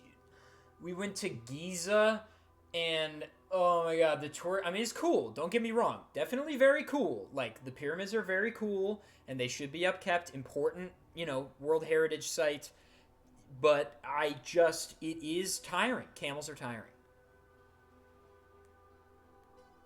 I'm going to stop making analogies to things that have happened to me prior to meeting you guys, because it does not have the desired effect. And ultimately leaves the conversation quite dead. Everybody just kind of stares at him blankly. I was hoping Where are we Beryl right was going to now, ask who's by the Giza. way? Who's Giza? What'd you say, Al? Where are we right now? You're in Southport, just sort of in the town proper, in the center of town. And there are people walking about, you know, buying baguettes and just doing very French things. Is it Is there hot? like charcuterie anywhere? Yeah, there's a nice summer sausage board. And some veal and nice little things going on. I feel like the group's already kind of decided what to do, and now that it's small talk, I'd like to go get some food. I feel Sure. like, don't we Yeah. need food for our journey? There's a nice charcuterie place that's right there, right in the town square. How have we eaten this entire time? Magic. This is one of We've those been in things some- that, like, we've been in some towns. you might never notice, but next time you watch a superhero movie, just like, do they ever eat? Is anybody Yeah. eating ever? At the end of a movie, yeah, sure, but you know. Exactly. They got shawarma at the end of Avengers. Yeah, Yeah, and exactly. the That's what I tacos was that are thinking. never actually really eaten in Endgame, but that's it. Yeah. I just looked down at my suit of armor. Okay. Perfect. You're ready to go. So Multitasking. yeah. Oh, So man. Elle, do you want to start heading over to that shop? Yeah. All right. I know I can catch up. Sure. So Like I you can start just hear wherever they're going, so you s- I'm just gonna kind of. you start walking over, and I don't really mention it. I'm just Arello leaving. puts his hands in his pockets, and he's like, "I could eat," and he starts walking behind you, and Steven follows as well. I'm going to look to see how much a camel costs. I don't know why that's so funny to me. But It's the I'm man. going to find out how much a camel costs. I'm going to be useful. You know, Jader, I'll come with you. I will go with. Let's go, boys. I'm like looking at the desert baking off in the distance and seeing the sun just like coming down. It's already kind of hot. I'm like terrified I'm gonna get sunburned. I live in the forest. So I'm gonna look around, see if there's like a watering hole anywhere. Sure. Yeah. Do you good mean a idea. watering hole like a bar, or do you mean a No, watering like hole, a like a literal natural one. Yeah, a Yes. literal one. There is a well to your left. Oh, I mean like a natural one, not like a man-made. Like an oasis? I'm confused. Yeah, sure. Like something with in the water in town? nature. Like, I don't know, Not- nearby. Not really. Okay. Are we in the middle of the town? I don't think You're in the there's just, town like- proper. Okay, I'm gonna go over to the well. Okay. And I'm just gonna start scooping water out of the well. And is it a dirt road? Is it like a dirt Yeah. thing? I'm gonna start making mud and just start slathering mud on my skin. Because I'm wearing like a rag. I'm like fully exposed. Okay. Bobby, we cannot hear you if you're not mouthing. No. I was mouthing. Okay. That's so good. That's so good. You're getting some natural sunscreen, predator style. Okay. Just in the middle of the town. You're protected from infrared vision. I hope all the villagers are just looking at you. Yeah. Oh, yeah. So people are passing, and this couple, this younger couple in their maybe 30s, passes you, and the woman looks, and the man points at him and looks at her and just goes, "Une personne?" She's like, "No, une créature." And they're like, tout de suite, and they run away. They're like running away from you. I see this. I'm coming over there. And it's like, it's all right. He's just from out of town. Dangers. Varel has found the nearest well and is covering himself in mud as natural sunscreen. Great. Yes. Excellent. All right. We will go first to Alencia, Aurello, and Steven, a motley crew. Okay. I'm gonna walk up to this sausage stand, but is there any other meat available to see? Or is it just sausages? It's they've got a lot of sausages imported from Releron, but they've also got some like there's like a turkey leg, and that's what you want. Okay, great. We can stop Well, there. I mean, it's not. I don't know if Els had like like an actual sausage before. She's gonna be like, what is that? Just an amalgam of meat? Why don't you just and give, Aurello's like it's like one animal, but like a lot of. It's good. Oh, so they're like using as much of the animal as possible. I see. Interesting. I think so. Maybe. I'm not really a meat packer. Yeah, you see a piece of meat, you eat it. You know, that's kind of how I function. Vibe, honestly. Turkey legs. Sure. And Steven's like, your treat? And he does this. And Aurello's like, what's that? I'm gonna put my paw on his face too. He's like, stop it. Stop. So you guys don't have nose goes? You guys don't have nose goes? I guess I that's, have a nose. yeah, I don't think even my parents had nose goes. I think that's more of a recent thing. Anyway. Okay. Yeah, you're buying? I can buy, yes. I will buy. Thank you for Sweet. the. I think it's actually quite funny because I think we had a nose goes in Yeah, season in campaign one. Yeah. We did. And Steven's like, sweet, because I have no money. And Aurello's like, yikes. And, in comes the wiener. So, Oh, I'll take one of the. Ooh, sorry. Do I just keep mistaking him for food? he's off now getting camels. Does he look in person like he does No, in game? Because no. if so, I'm gonna accidentally bite No, him. no. Okay, good. Gotta So double-check. the shopkeep is like, salut, mes amis, but he can tell you're from out of town. He's like, hello, it's good to have you in my shop. What can I do for you today? And do all three want turkey legs? Did Rose you like, leave? I'll take whatever. I'm not picky. 4 turkey legs, please. He's like, okay. That will be 2, 4, 6. I'm not very good at les mathématiques. 9, c'est, avec taxe, c'est 9 gold pieces. 9. She's gonna look at the other 2. It's this many. Oh, okay. 9. All right. That sounds good. See, it's 79. Okay, hands, gold pieces. Look, she's not too fussed. Money's not a big deal to her. And he's like, She's like this. trust me, this is the how you say special sauce. And he like takes like what I guess you might say is like a béarnaise or something, and one of the French mother sauces. Pick one. And he puts it into like a saucer. Wow, that's annoying. Sorry about that. That's okay. We could hardly even hear it. He puts it into a saucer and puts it onto the countertop, and then takes 4 of the turkey legs and he glazes them in like a ghee almost, some kind of like rich butter. And he says, just like my mother used to make them. And he puts them and wraps them in tinfoil and hands them to you, and the saucer has like a little cover. He's like, have a nice day. Okay. I think the sauce is gonna weird her out a little, but the butter smells good. The key. Sure. And Steven just takes his and opens it and is He's like... gonna have a phlegmin. Do you know what a phlegmin response? That's the thing a cat does, right? Yes, the cat does it to help like smell or taste better, and they just kind of like They look disgusted. And they they just look like around. open mouth. Like it's just gonna And kind of like the shopkeeper's like, is everything okay? yes, it's fine, thanks. Just walk out. Okay. Kinda Bye-bye. walk out, and then maybe like brush off the little bit of the sauce, and Sure. then go to town. Sure, it's amazing.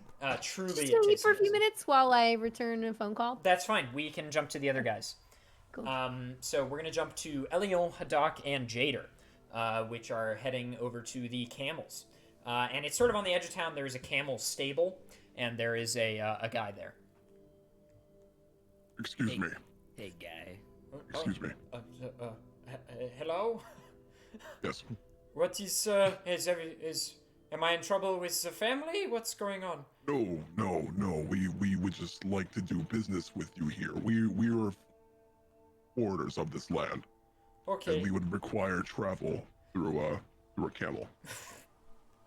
Because the way that you approached me seemed like maybe you were going to attack me like the family might, but I am paid all my taxes, okay? I have not missed any payments, I promise. You want a camel, okay. How many camels? How many can ride on one? You could fit 2 comfortably. So what, we have Maybe 8 only people? one of his size, though. Pointing to Hadak, he's like, you probably should take un. So we have 8. 8 people Steven in our is party? not coming with us, correct? He's not. Okay, so So we will need 4. 4. Yep. Okay. much Then for- 4. For 4 camels, for how long? We don't know. Is this a one-way rental? Can we drop them off somewhere else? If it's a Well, one-way? they sort of know their way back. One-way rental. It's more expensive up front, but they can come back. Also, we have renter's insurance, and also if you would like a death fee. So this is like basically if the camel dies and does not return, we take a fee of insurance of that.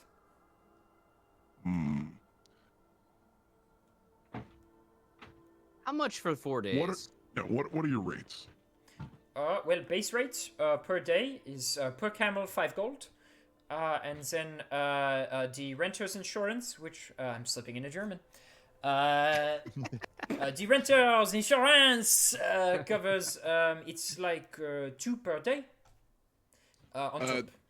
The doc is gonna cut him off, and he's going to put up his prize winnings that he won in the I tournament. was just gonna bring that up.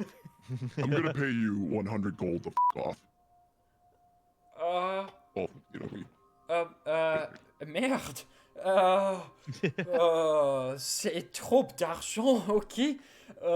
Beaucoup d'argent, c'est ok. Sien et bien sûr, that's fine. You will never hear from me again. I'll send you with my 4 fast test, and as a prize, a kiss from my wife, if you would like. I don't know why I offered that. I'm gonna take that back now. I didn't mean it. And he looks over, and his wife is, like, angrily brushing clothes on a washboard, and she's like... And he's like, désolé. And she's like, tu as dit il est une fois. And he's like, je sais qu'il est une fois, mais c'est... And she's like... I'm gonna turn to the party and let us take one and bring them back, and we'll reconvene. Oui. Thank Okay. you. Désolé. Goodbye. Bye. And he goes, and his wife and he have an altercation with no words, just eyesight, Gestures. just eyesight. I feel that. He feels that. We're getting a glimpse into the life of the hot dog man. Small update: we're up to 868. Let's go. Hey. Keep it climbing. This one shout out's gonna push you over 1,000. Potentially, the power of the DGR YouTube channel. The community is strong. You can't deny it. Very. You can't deny it. And the comments, I just have to say, I looked at the post a little bit ago, and the comments are just so nice. They're like, all of them are like, Dave, I love Mario Maker. Dave, I love Dungeons and Dragons. I'm so excited.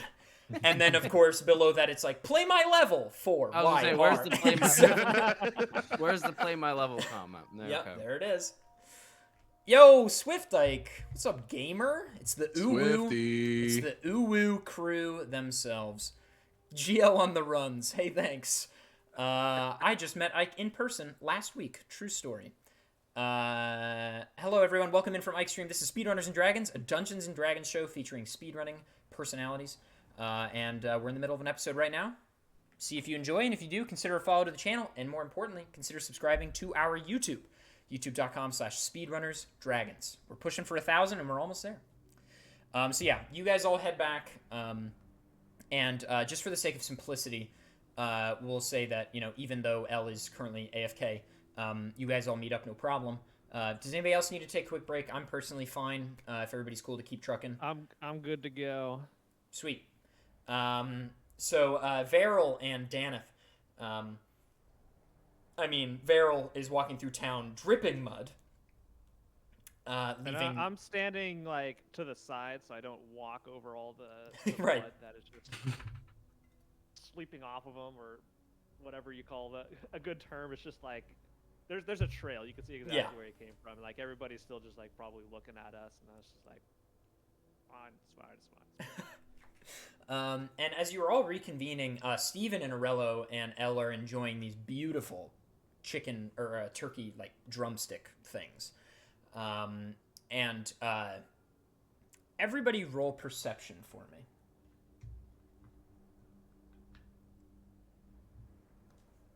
14.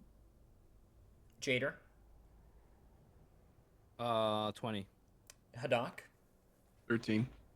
Fant, Who's that? sorry, Daneth, 13. and Elion. 6. I'll roll for L. She's probably, what, +3, I would guess? Doesn't matter, it was a 7. So, Varel, you rolled the 20, right?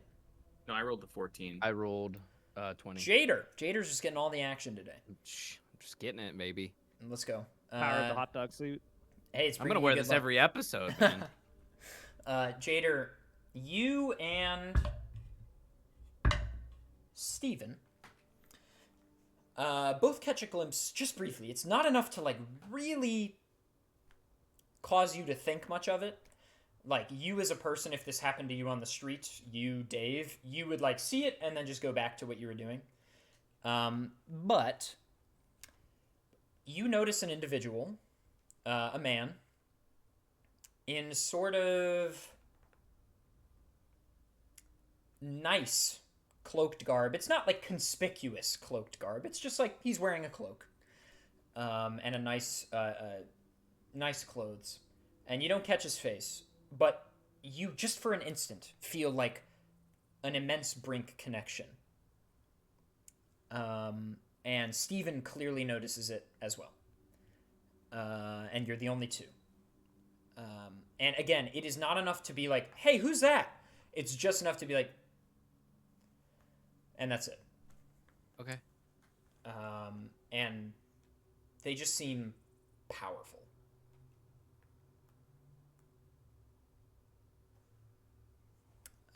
And Steven sort of looks down at his turkey leg and takes another bite. And Arella's like, great, you guys get a camel? Camels? Camels? Do you get camels? Several. Cool. Several. Haddock, hey, Daneth. Wait, is Daneth with us yet? Yeah. Haddock used his winnings from whooping up on Daneth to buy the camels. I stroll up and I'm like, hey, if you guys need any mud, there's a well over there. Oh, it is jarring. When Varel shows up, it's like, duh! A monster has just crept up. I Can say imagine it's what's like, my a spiritual weapon. And, I said that jokingly. Me and Daneth are. I like to think we're on good terms now. It was in a joking manner. Sure. I suppose that's up to Daneth. So Lighthearted. distracted. I was so distracted by keeping Varel in line that I'm not sure I noticed the comments. So that was my very low key. Jader tried to do something nice, something joking. I just did not notice it whatsoever. I was like, guys, I tried to stop him, but he's got a point. With his skin complexion, he won't last 10 minutes out there. Beryl, I think it's a good look. I think you should do this more often. Exfoliates the skin. it kind of feels nice. It's really cool. But it's also really practical. I mean, skin cancer is a real thing, especially where I'm from. They know about cancer? Yeah. We didn't even know about cancer until like 100 years ago. The monks know. The monks know. They're very in tune with their bodies. That dog. I'm going to say it. What the dog doing? What the dog doing? What I dog do? He's here. He was Oh, look at him go. with my mom and he was bored. Look at him Hi, go. Thor. Are you good? You do an itch. He doing You it. going to town? Got a Who scratch. let the dogs out? Who Oh, did it? no. Alencia, everybody has reconvened. Okay. And Jader and Steven, you didn't notice this, but out of game. Jader and Steven sort of noticed a guy with maybe some brink stuff going on, but it didn't seem threatening. But they are not conveying that because it wasn't much of an interaction. But that's it. And the guys got. He may have the had a guys got brink camels. energy.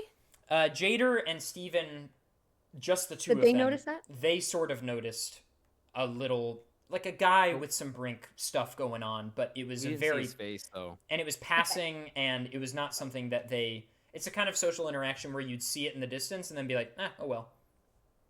And that's it. Okay, so everybody's convened, and Steven is like, so guys, what are you thinking?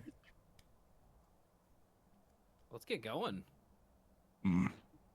Sure. Well, Those we ought to. I think. Now, are we at the camels? I'm you're sorry. You're in there- the town square, but Haddock brought one of the camels with, I guess, as proof. It's like you. I just Did looked no around, one listen to me and say take the camels? Well, Okay, I think I they have said my that you were camel. gonna go back and get them. What's up, Daneth? So right now there's only one camel. Yeah, but their others are at the stable. I'm gonna say it's like because Dan doesn't know. It's like Haddock. Are you sure you did your math correctly? There are 7 of us, and you have but one camel. This is my camel. You go get your camel. And where is that? Lead the way. Let's go. All right. So the group marches on, and Steven is like, guys, I'm staying, but I think I may have an idea of the guy I'm looking for, where he might be. I walk up to Steven and I say, "I'm sorry for making you mad earlier," and I try to give him a hug. No, buddy. I'm okay. I wasn't actually mad. It was more like I was slightly peeved, but I used mad as like a hyperbole.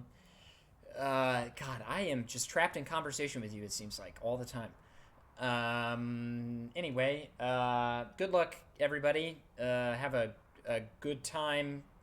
Make it to Adele's Peak safely. And he has something actually to say. Written down I will say, somewhere. good to see you, Steven. Yeah, Elle, I see you the most. And he says, I think I know what I have to do, and I think the thing I have to do is going to take some time. So I don't think we're going to see each other again before the solstice or right before. Whenever the big battle is, because there's probably going to be one, I'll be there. It's not going to be hard to find out when it is, because if you do your job, every country should mobilize, so I'll know. I'll be there. Good luck. To you as well. Cheers, my friends. Till the end of times. God. That's basically what it is, right? Yeah. We're gonna be meeting at the end of time. Right. And Steven takes out a cigarette, puts it in his mouth, takes out like a Zippo lighter, and lights it, puts it in his pocket. All right, here we go. And it looks like he is really mentally preparing himself to do something he does not want to do. And he walks in the direction, Jader, you would know that the other guy went. The rest of you, he's just going east through town. Good luck, Steven. He turns back to you, and Jader, Steven kind of knows that you notice him, and he's like, thanks. And he turns back and leaves. And we'll head straight to the desert. You get the camels, no problem. The guy that's arguing with his wife seems to have calmed things down slightly. They seem to have reached some kind of agreement. And when you get there, the guy comes up to all of you, especially you, Hadak, Jader, and Elion, is like, my wife has instructed me to apologize for everything. I'm sorry. De rien. Okay, d'accord. Have a good day. I think I'm sleeping on the sofa tonight, so... I I just solemnly pat him on the shoulder. he Elle touches does your not- hand. Elle does not understand how to ride a camel. 'Cause she's never Yes. seen one before. Yes. And doesn't really get it. Elion, perhaps you can set an example. Yeah. An example, or like she ride with someone else. I don't know if that's possible. Yeah, everybody's doubling up except for Hadak. I would like to Absolutely. volunteer to saddle up with Elion on this journey. Ooh, woo. I'm just looking around like, where's Ooh. my camel? Like, I'm expecting to have my own camel, but there are only 4, and I'm just like, You're up with someone. Swallow your pride, Daneth. We're sharing. I hop on an empty camel, so that someone has to choose to ride with me. But does Varel know that that's what he's socially created? No, I'm doing that. all right, I'm gonna. So who's on camels right now? Elion, I'm claiming a camel. Hadak gets one to himself. Elion and Jader are on one, and Varel's on one by himself, and Arello sort of climbs on. He's like, Alencia, and he puts his hand out for you. Oh, Yeah, that's so nice. She can't say no to that. She's gonna get up. And there's All right, a I'm stuck glimmer with in his Mud Boy eyes. here. There's a glimmer in his eyes. Who He won't? notices her. Who won't Arello flirt with? Right? Now just I gotta She's have have a a more like question. pale. Yeah. Thank you. Like, oh, Am- thank you. Is Varel gonna be at, for lack of a better term, the front of the camel? Yeah, Yes. I'm in the front of the camel. And Varel is dripping So mud. I'm just like, It's And covered I- in mud. Yeah. and You missed that? and like, I'm I trying said, I to, just forgot. I'm trying to get on the camel, but I'm too short. I like, extend a very muddy hand down to him. The camel's like, its tail is just like slapping at it just can't get the mud off. It's just like very disturbed.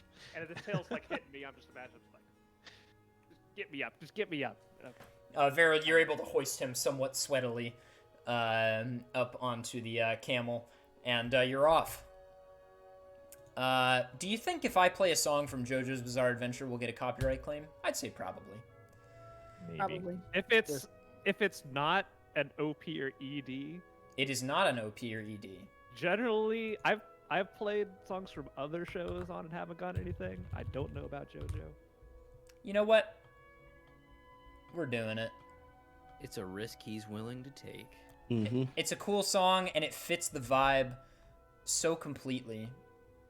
I mean, those words you just said, those are a critique of the music, is it not? That counts as getting away from it, Oh! I thought. Oh! Wait, hang on. Dangers has the hard knowledge.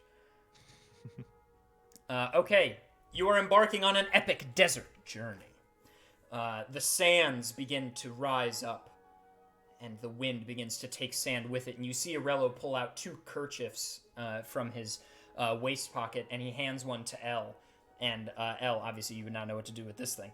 But I kind of grip it. Arello ties it around his mouth and dips it under his shirt so as to cover his mouth. I kind of instinctively do this, like the garb that I'm wearing has this kind of, it's very light, loose Right. clothing. Pull it up. Can she do that without? Can she tie? I guess she could. Yeah, you can figure it retract out. your claws for sure. Yeah. Yeah, I wouldn't want to hurt it. All right, she'll do the same. Be like, okay.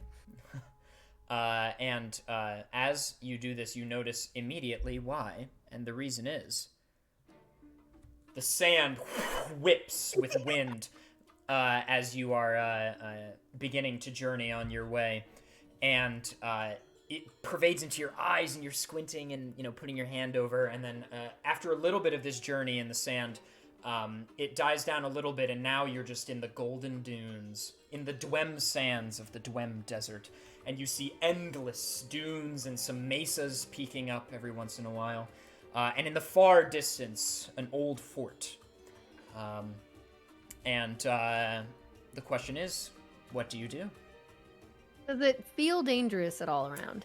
Yes, you also got the air from the townsfolk, sort of, that like nobody's really going into the desert right now. Okay. What can we hear around us or see?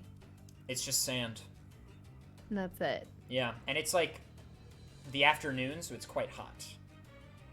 Okay. Like all the worst parts of the beach without any of the best parts. Yeah, Ella's trying to fight her getting very, very sleepy because she's just in full sun right now. Mhm. She's not usually in full sun. So she's like desperately trying to stay awake, Okay. but it's very comfortable. Yeah, absolutely. All right, so I'll say like so I'd put something to guard my face, but it wasn't a cloth. It was just like my beard and my hair. Just Pull your mic a little I closer. Oh shoot, yeah. I was doing stuff with my hands. Yeah, go me. So my beard is the scarf or whatever just draped around me along with my hair. And I still have it, not because the sand went away, but Beryl has not gone away. And like my beard is just caked in mud, and it's just like guarding my face, and it's like I'm just like clearing it all out, getting around. It's just I look over there, it's like, is that it? It's like I could barely see anything. It's like blurry because there's just crap everywhere. And After you yeah, guys so that- ride for a bit down the desert sands, Arello, who's riding in front, would you think, of all of you? Like, what's the front camel? Perhaps ours? Sure. Before we do that, could I just whisper, secretly ask how Elion is feeling right now? Like, check up on him. Sure. I respond, quiet enough that nobody really notices. Better now that we're not where people are. And as you're having this conversation, the two of you, you notice a figure has appeared, almost out of nowhere. And it's far enough away that the heat is playing off of him that you can't really tell, but he's wearing sort of like red garb, reddish black garb. And you see him go like this and raise his hand up in the air with his palm like this, and you see... And this massive fireball is beginning to grow in his hand, and he begins to toss it up and down and catch it. And then he slams it onto the ground, and sparks and flames sort of burst out into the air and start flying towards you. And the camels are sort of braying around and not sure what to do. And the wind clears for the fire. And he calls out to you. And he says, oh, did he have an accent? What did he sound like? What was his name? Well, I know his name, obviously, but I gotta go to his character portion of my sheet. Just turn the sand to glass. American accent, great, but I think he sounded a little weird. No, just Boston. No, but I mean like slimy. Yeah, he did. I remember that. We're just gonna go with something and retcon. This is what he sounds like. He's. I bet I'm not far. He says. You hear him call out. And he's like, "It's good to see you all again." And you recognize the voice over the air. Ooh, this song is also really good. That rattlesnake noise was quite nice. This is Stem. You remember Stem. And he says, "I'm back to test you again. See if you've improved." Is this the guy who intercepted us right outside Krellerin Yes. at the very beginning? Yes. Mm-hmm. And everybody roll initiative. Here we go. Daneth's hungry for some action. I Man, sure am. another one roll for me. You're Six. rolling Got like the nat me. 20 for the initiato. Okay. 1 second. Your girl over here with an extremely average middle of the road roll. Equally as He has likely as all the average rest. as mine is the question. Is it what? He said, "Is it as average as mine?"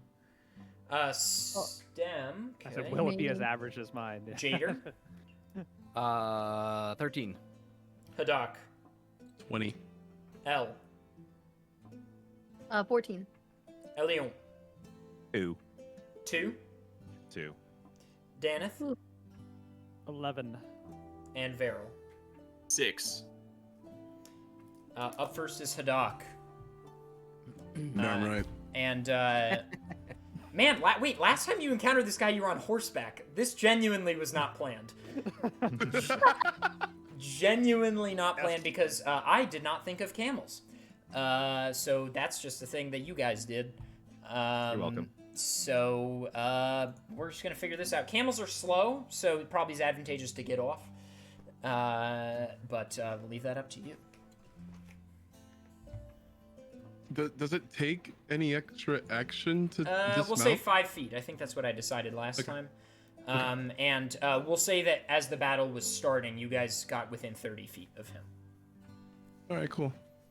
Well, Question. this is a pretty good turn order for me because now we get to turn these right side up at the second spell slot. We finna be casting the bless. Yes, We finna be casting, baby. we finna be casting. But yeah, it will be targeting Elion, Veril, L, and we'll do Dan. We'll do Dan. You need some action today. 2 All right. D4. No, was just that? one. This one. I think you said it's the second slot version. Yeah, Gives that's you Second another slot means person. I can target an additional person. Oh, okay. It's just 1d4. So yeah, just 1d4 to any of your attack rolls or saving throws. And then I'll try to, I'll just do spiritual weapon. I am not going to dismount. Spiritual weapon can reach up to 20 feet, so I'm assuming that would reach him, right? If you you move. if you move 10 feet. So move 10 feet with the camel. Sure. Yeah. All right, then I'll do that, and then spiritual weapon will be 20 feet, and then I will try to swing at him. Does 22 hit? Yes. 28. 8 damage. Okay. All right. Up next is Elencia. Oh. Alrighty, with my brand new color coordinated, like written out thing that I did earlier. I will use.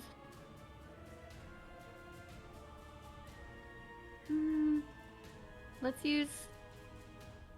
I'll start with Hunter's Mark again. Okay. Because why not?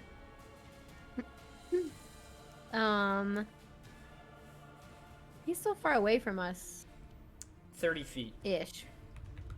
Yeah, okay, no, okay, we got pretty close. Yeah, I'll start with Hunter's Mark. And then... then I'll just shoot him with an arrow. Okay. Use my bow. Sure. Roll to hit. And add Yep. bless. Oh, right. Oh, that's not very good. Is 13. Nope.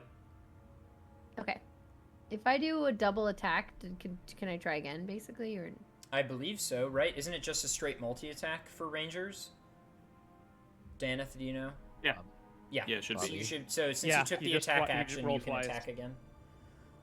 I need Do I to use hear it, bless Bobby. again, or is it only once per turn? What? You I use need bless. to hear it again. Come on, Bobby. Multi-attack. Well, All right. Anytime you roll a d20 for a saving throw or an attack, you add the d4. Cool. Let's go. Okay. What about a 19? That's a hit. Okay, great. Perfect. Then let's do this plus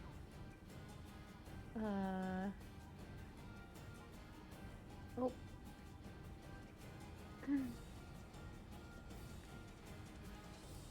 Wait, hang out my decks. Sorry. 5, let's see, 12, 17? Oh wait, plus Hunter's Mark. I'm sorry. 19. 19 damage? Holy moly. Yep.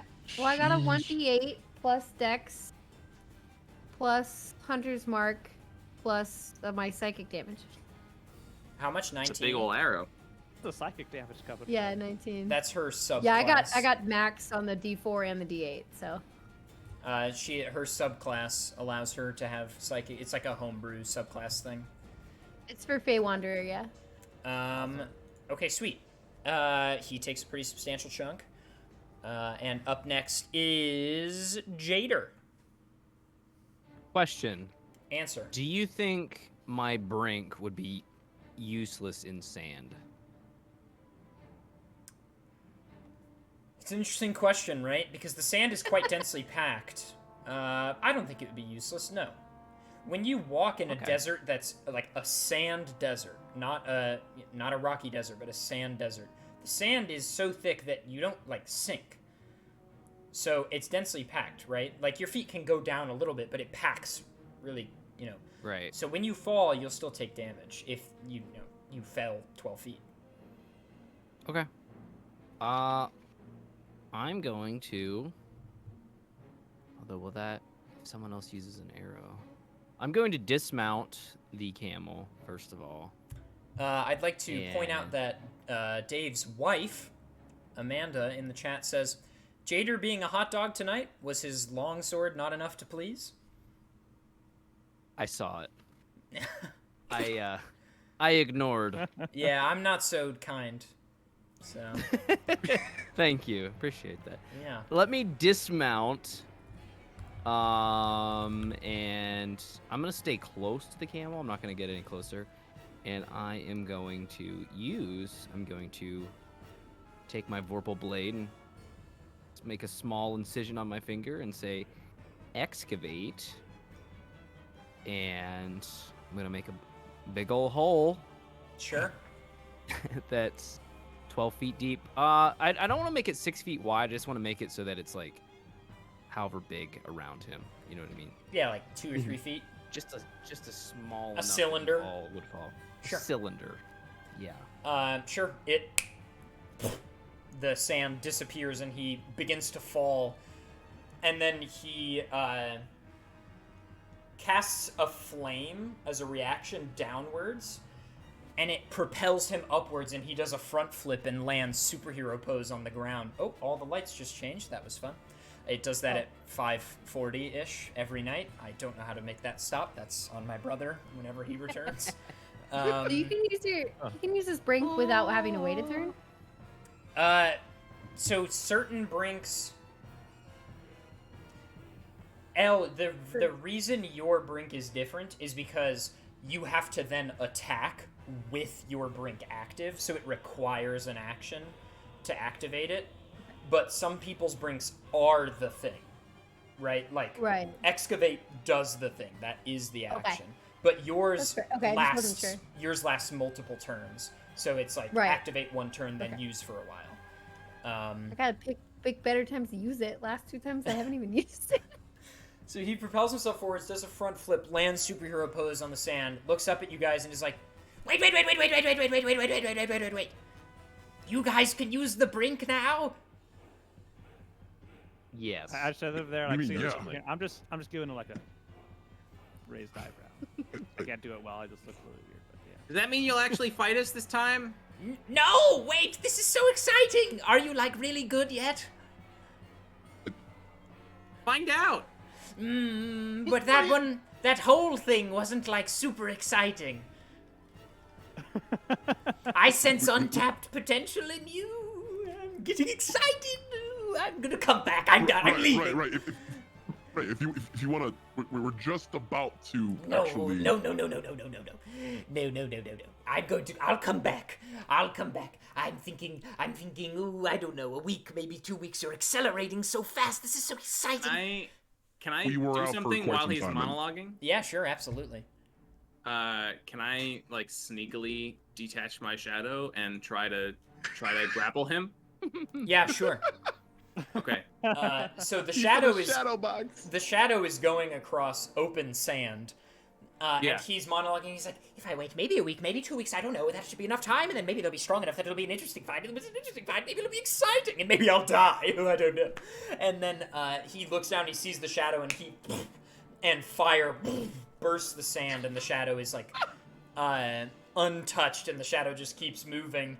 And he's like, oh, wait, that one could be really good. Oh, I can't wait till it can, like, walk around. And he just he's, like, so excited. And I think I'm dropping frames only on Discord. And he's like, what can the rest of you do? Oh, don't tell me. And he's like, okay, all right, I'll be back. Bye-bye. And then he just snaps and disappears into a vortex of flame, and he's gone. All right then. I wanted to grapple him before he could go. What is this guy's deal? I apologize to the stream for the clipping mic, probably, but it is what it is. Not lame. Part of the experience. Aurella's like you. Aurella's like, Jader, I don't. Go ahead, Elion, you take this. Jader, I think you have a very nice hole, and I pat him on the shoulder. Thank you. Aurella's like, I'll second that. I just look over at him and like wink. Like, And Aurella's like, gonna be an uwu from me. It's gonna be an adef iwi from me, dog. I go over to the sand and I inspect it. And I'm like, yeah, it's okay. Where the hole was in the sand. Right. And Aurella's like, look, man, I think he just meant that, like, it's cool, but it could be a lot cooler. I don't know. Look, I've interacted with Stem before. He is an asshole. Like, a very annoying individual. so we can see. Speaking of cool, can we get out of this heat? Yes. Let's keep moving. What color should I make the lights, gamers? What do we want? Red, green, blue, orange, anything between? Orange for the desert. Yeah, I was gonna say orange. Yeah. Coming up. It is done. Nice. Very thematic. Okay. So, you begin to trek along the desert a little more, and then everybody roll perception for me.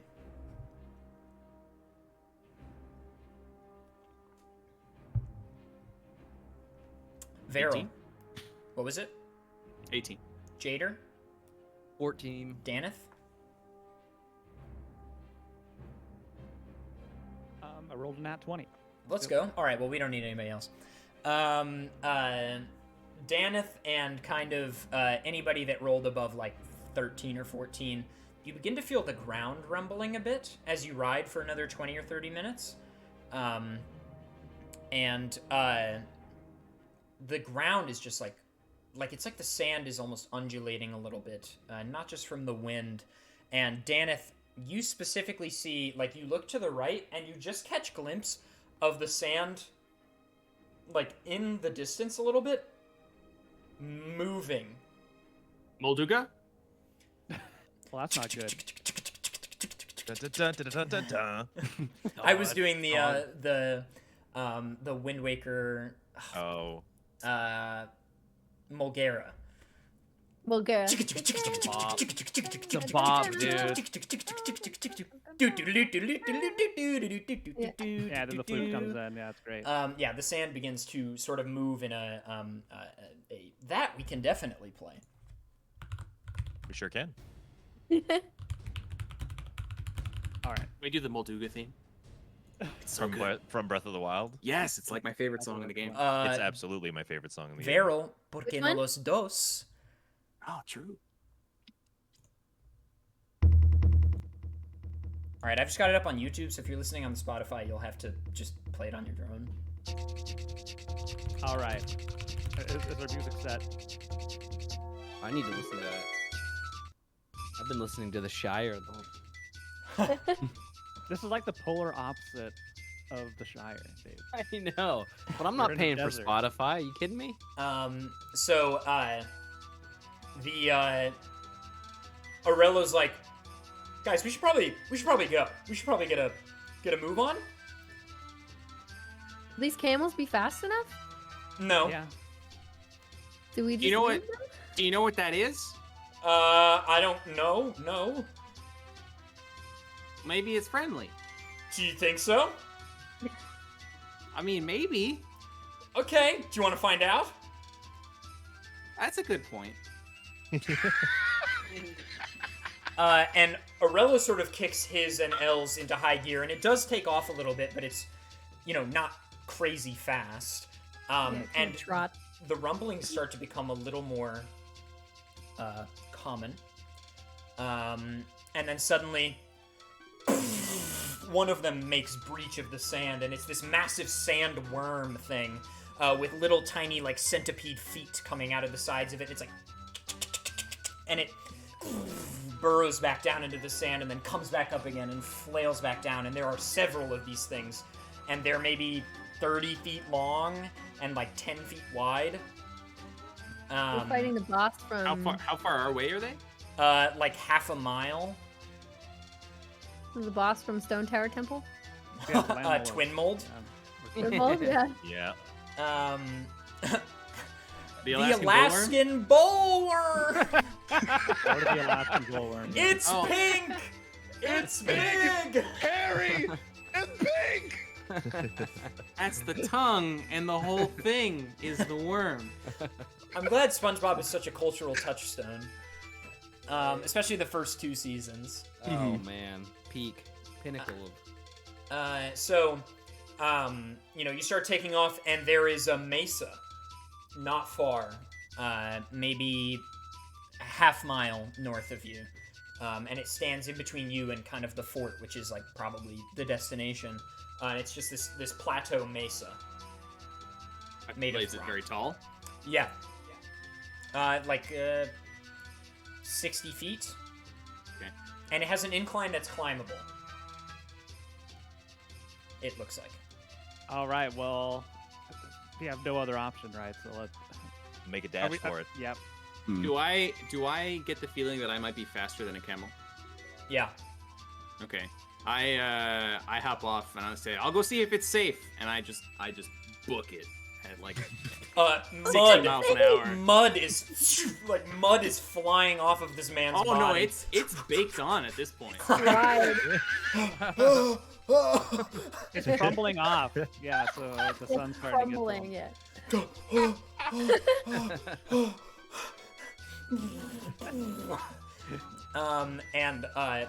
The pitter patter of your feet seems to attract one of them.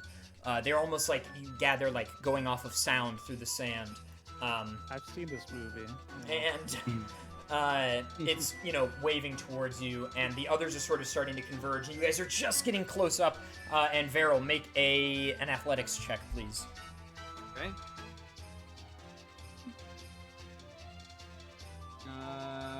21. Okay, you make it to the rock at the base of the mesa, and you start scrambling. It's not steep enough that you have to climb. It's like proper scrambling. And you make it up to the top very quickly, and the worm that was going at you butts its head into the wall and then sinks back down into the sand. I whisper to myself that looks like it hurt, and I feel bad for it. Sweet. Consider it. How Is it considerate? safe? Is it safe? Oh, I look around. Is it safe up here? Is there anything going on up here? Nothing there. I say, come up! And the rest of your camels are getting close, and the worms are really closing in. They're maybe 100 feet from you now. And you're like 100 feet from the thing. So what's the plan? I guess we mad dashing. Does anybody have like a rock to throw to distract the? That's what I was looking I mean, for. Yeah, the grab, right. or not the graboid, the sandworm. Maybe we could throw a water jet. I don't know how far we are from. I have a piton or baton. I don't know what it is. A piton is a climbing tool. Would it be loud enough to get their attention if I threw one? I have an idea. Oh, I would like to cast something actually. If they're going by sound, and can we gather that Yeah. by watching them? Yeah.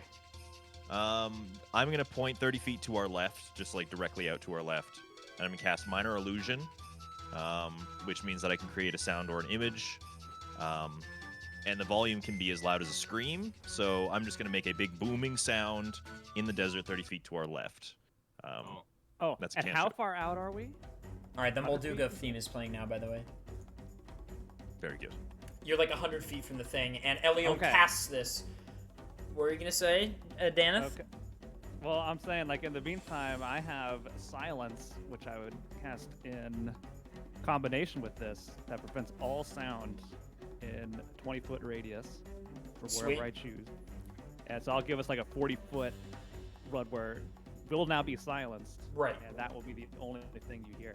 So this go ahead loud and do shrieking boom comes from the side, and the worms sort of stop for a moment, and you can see they're sort of moving that way, and then silenced from you, and they scurry off towards the loud sound that Elion has created, and the rest of you can dash silently, and then once you reach the louder part, and as the illusion fades, and you reach the louder part, it's already too late, and you're able to make it to the base. Everybody roll athletics. finally, my time. Jader. Nat 20, baby. Oh, nat 20 from our boy Elion. He makes it up, no problem. Valencia. 24. Nice, you're up. Daneth. I got a nat 1. Okay. Daneth is not making it up. I'm not making it up. Okay, got it. Arello rolled a 2. Arello's also not up. Jader, what'd you roll? 12. Okay, you're able to make it up. Hadak, 16. you're also up. So everybody's able to make it to the top, and then you look down, and Arello and Daneth are at the bottom. With the I have a. camels. You said Something it's a happened to 60-foot Daneth? thing? Because 60 of that feet. one. Okay, I have a 50-foot rope that I'd like to just grab on and extend down. Sure. Maybe make the check a little easier. I would say that Daneth has been through enough. On a typical nat 1, I would probably break a bone on this climb, but Daneth has experienced enough in the last 48 That's super hours fair. of play. Do we need more rope? Because I also have rope. We could tie it together. Be enough. So if it's only 60 feet. The I think hempen it's rope okay. that Varel has should make it. Okay. And you now have advantage on the athletics roll, Daneth. Okay, here we go. So Arello against made it roll on the twice, second roll. You take the highest one, right? Yeah. Okay.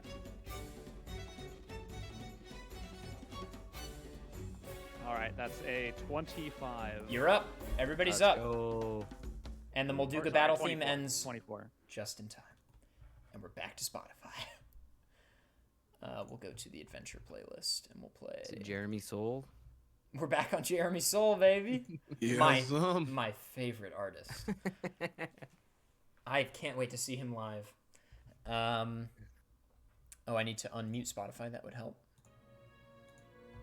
Ugh, but that music doesn't really fit after what we just did. That works. Okay, so you're up top on this quite pretty but very expansive and empty-seeming mesa, and the worms are just at the base of it, just sort of hanging out. And at this point, it's late afternoon, and Arello is like, look, we're not going to make any progress, and maybe these things don't move at night? Maybe? We could rest? What about our camels? Yeah, you might want to take another look. And they are They're gone. gobbled. Oh no!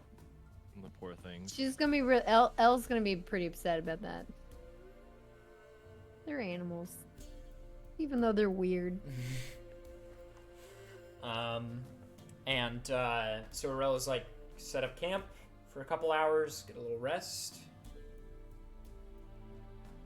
Sure. Do a little prayer for Alright. them, Yeah. and then How long of a rest do you guys want to take?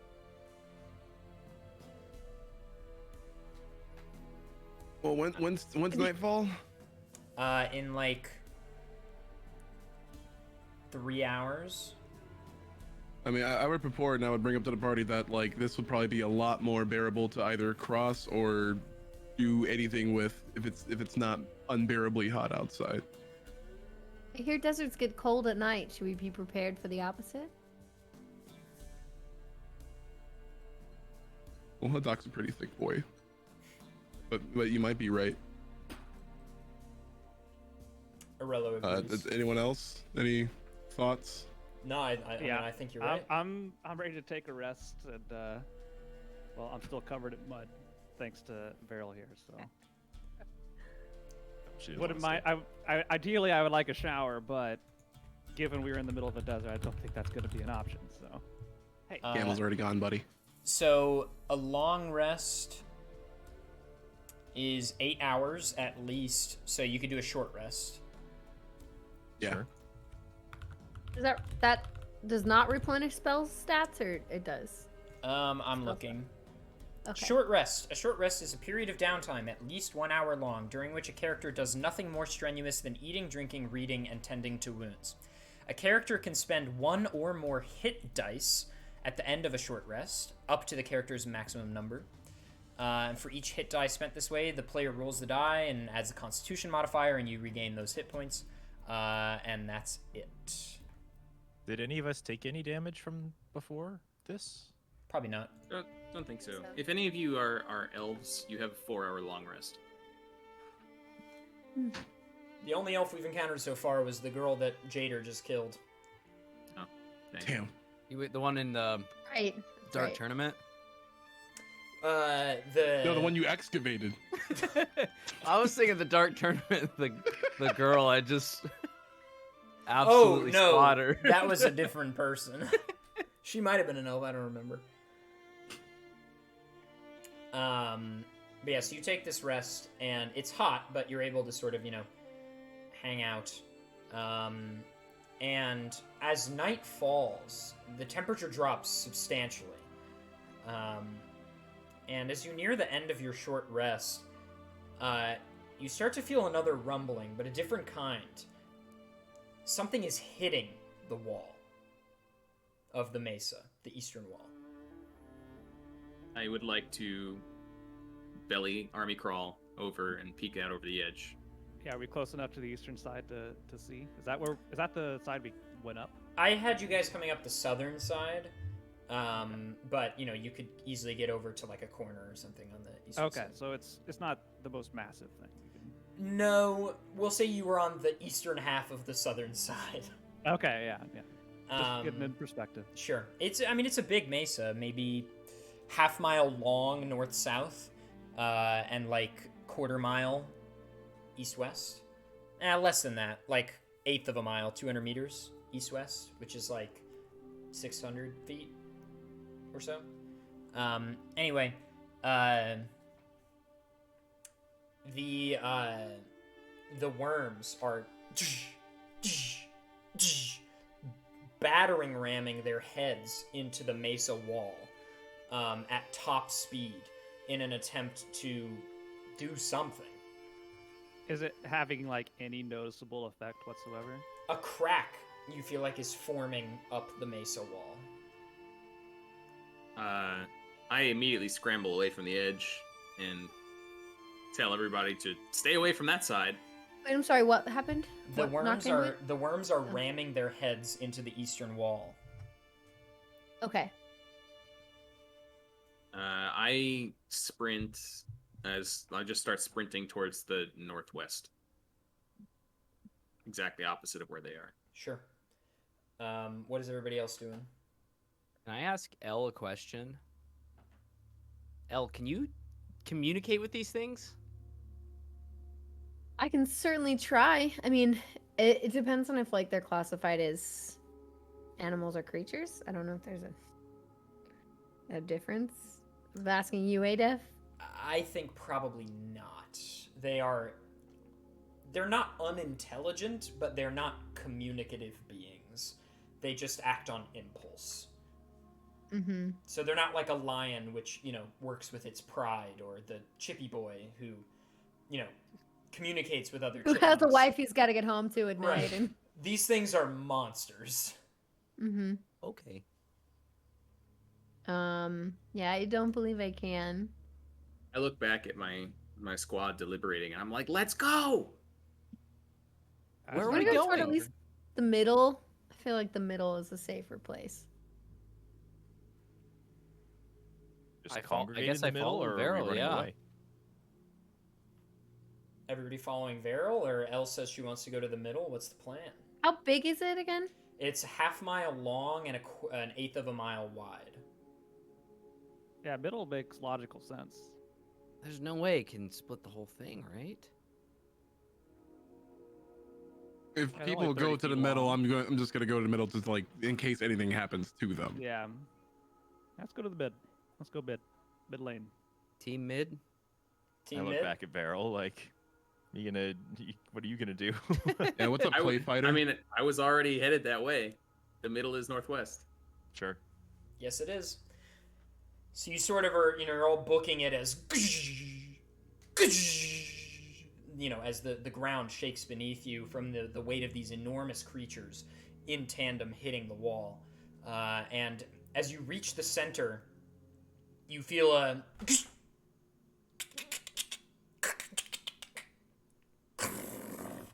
and the ground begins to split far away where you just were, and then it stops about 400 feet shy of you.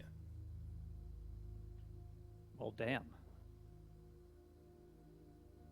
Maybe we should try to get off the other side, away from that.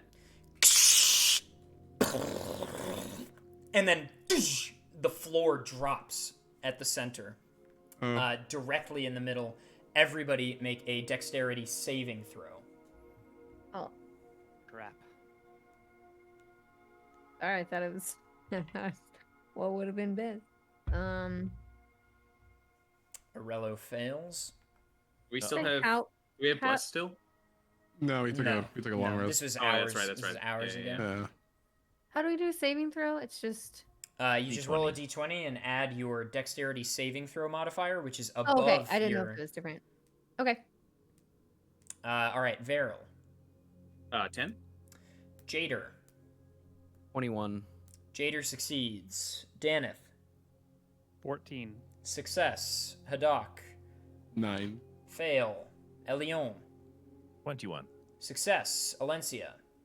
26. Success. So Varel failed. Raise your hand if you failed. Okay, it's Haddock, Arello, and Varel. The three of you fall down into the chasm, and you land and take 3 damage each. I take no damage from slow fall. All right. Is this like a trap door? I or is see this like your an 3 actual hole damage, that and I. formed? I just sort of like go like this, fall down like a leaf. You're Paper Mario. Daneth, it's not exactly a trap door. It's like, you'll see. Well, you won't. They will. And then He finds it really funny. And then the doors stay open. And it is darkness below. I mean, it's almost nighttime, so the rest of you cannot see down. But Varel and Arello and Haddock, as you look around, the little bit of moonlight that is peering in, there appear to be murals on the wall you can't quite make out. You're in some kind of, like, chamber. I light a torch. You are in, like, an ancient burial chamber, it seems. Ooh. And oh,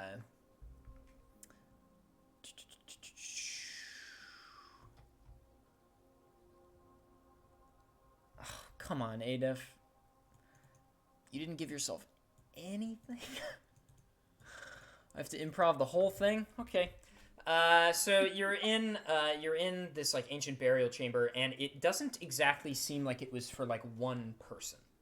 It seems like it was some kind of stronghold almost, but people are definitely were exhumed. That's not the right word. Buried. They were buried here. Mm-hmm. How far did we fall, by the way? Like, if we look up, how high up is the trapdoor? 30 feet. Okay.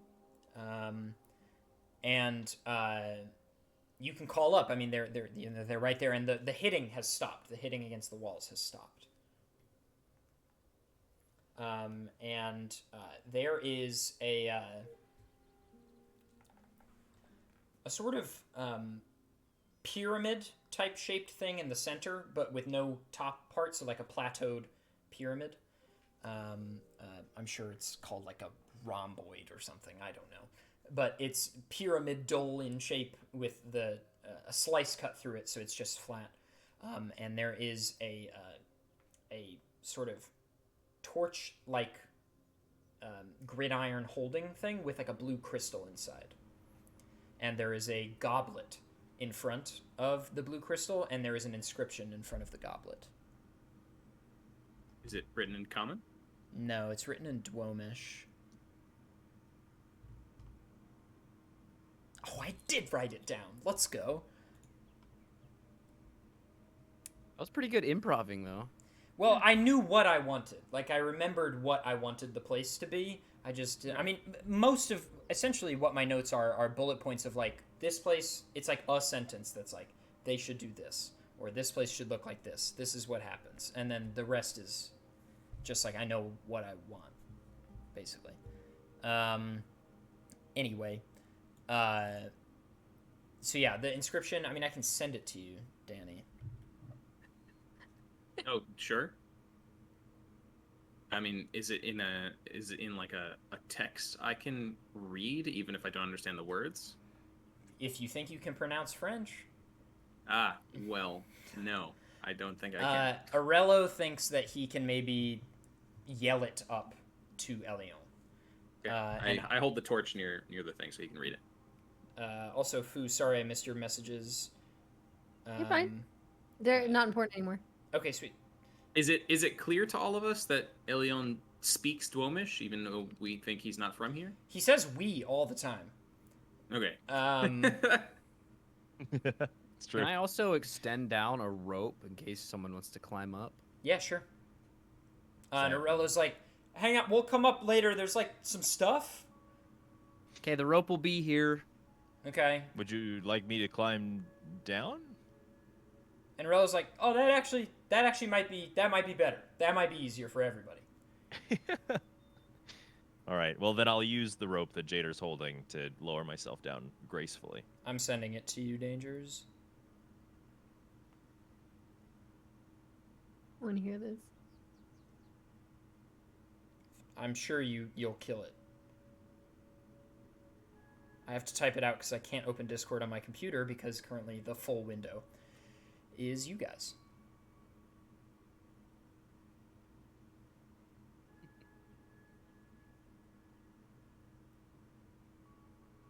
Okay.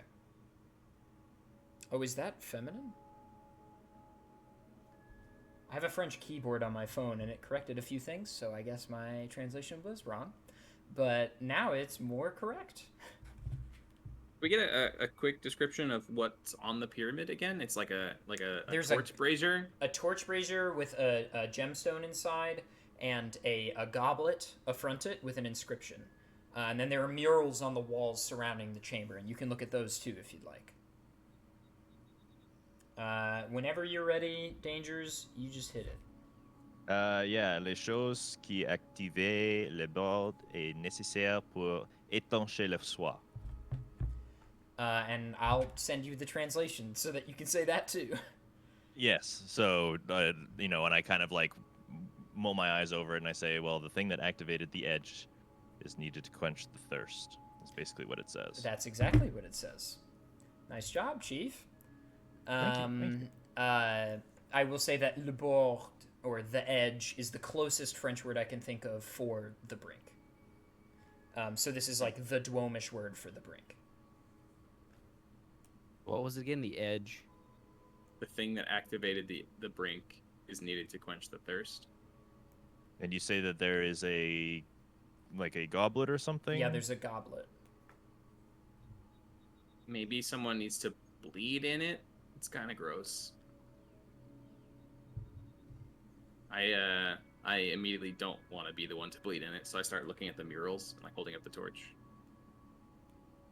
Well, having just kind of read it and like contemplating it, I feel like it's totally okay. So I go ahead and I do that. And sure. Then Even just one drop of blood is fine. When it reaches the center of the goblet begins to rotate slowly into like a small mechanism below, and it shuts.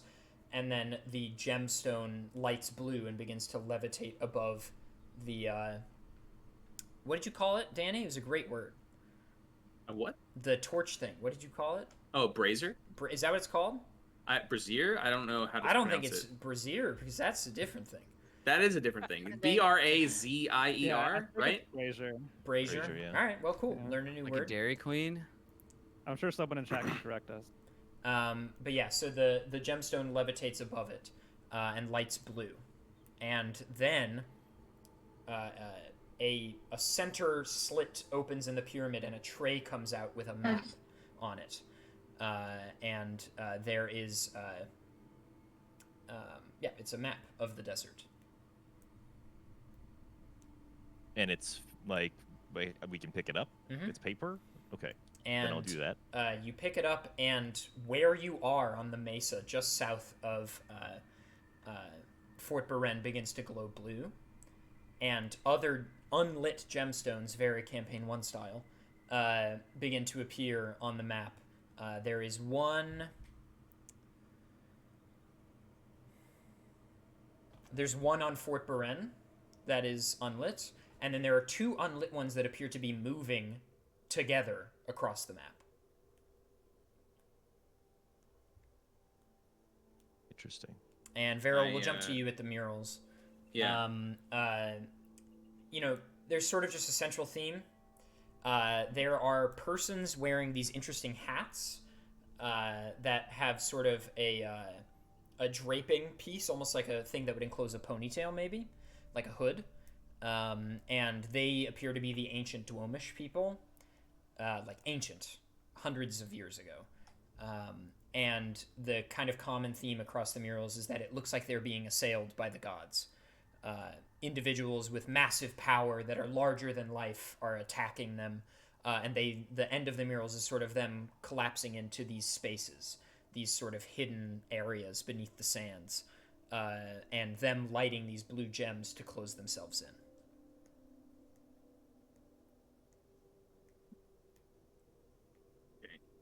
I relay all I see to my team.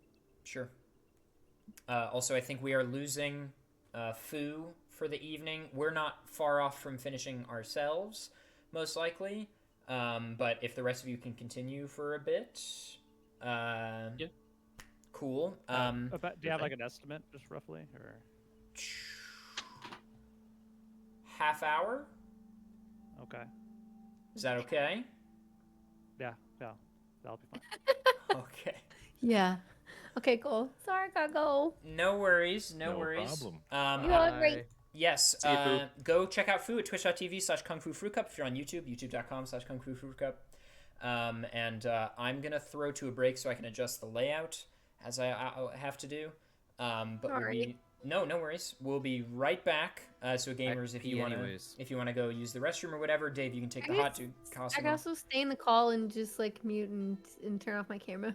If that's Oh, easier wait, for you. that's so... Don't turn off your... If you can, like, change your camera to just, like, a static image or something, because if you do turn off the camera, it will reorder everything. I don't know if there's something... You can just cover it with maybe. How would I do that? How's Bobby do that? Oh, he does that through OBS. I think he might Yeah, I do can it do through that. RTS. Sweet, that would be super helpful. I'll cut to a break anyway. So we'll be right back with more Speedrunners and Dragons Yeah, it'll be like 30 seconds. in just a moment. Fu's in black and white now.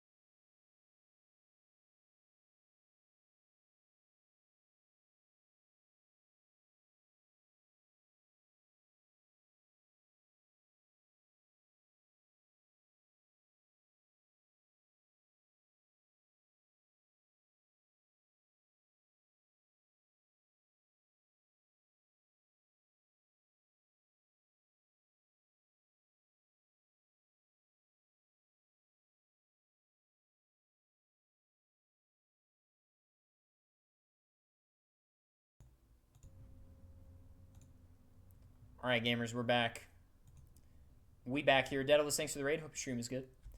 All right, so this is the information you have. You've just gotten this map. The crystal is lit. You've seen the murals. What's next?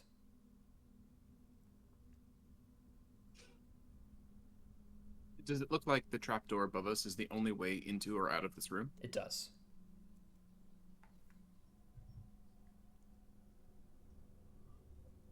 Is there any does it look like there's any like compartments within the pyramid, or are there like actual people buried here in like sarcophaguses or something? There are not sarcophagi around the room, no. I like the subtle correction that you just did there. That was good. Thank you. Okay. Hmm. What do you guys think the blue dots on the map mean? I mean, yeah, it's like one of these crystals, but like, what do the other ones mean? Some of them are moving too. Could they How be many- the location? How many are there in total? There's 3 more. So four total. And the one that we have on the map or the one that we have here with us shows on the map too. Okay. How big is this room? It's like 30-foot ceilings, maybe 100 feet long. So, and the maps cover a pretty large area, It's right? the whole desert. So, like, if I, for example, take the map and I stand on one side of the room and then I walk to the other side, do I see the dot move at all? Probably too small for that, right? Oh, you mean the If- crystal that you have? Yeah. The crystal cannot be moved. It's Okay. it's stationary in its torch brazier. Gotcha. Okay. Well, maybe we should find out what the other ones are. Could be useful. Or should we just ignore it? Do I have any prior knowledge of this? No, you know that Okay. ancient civilizations lived south of the mountains, Yeah. but that's it. Okay. Have we passed Fort Byrne yet, or were we not even there? You're like halfway. Wow. Over half. Okay. Is that the nearest one on the map to us? The other two are moving somewhere else. Yeah.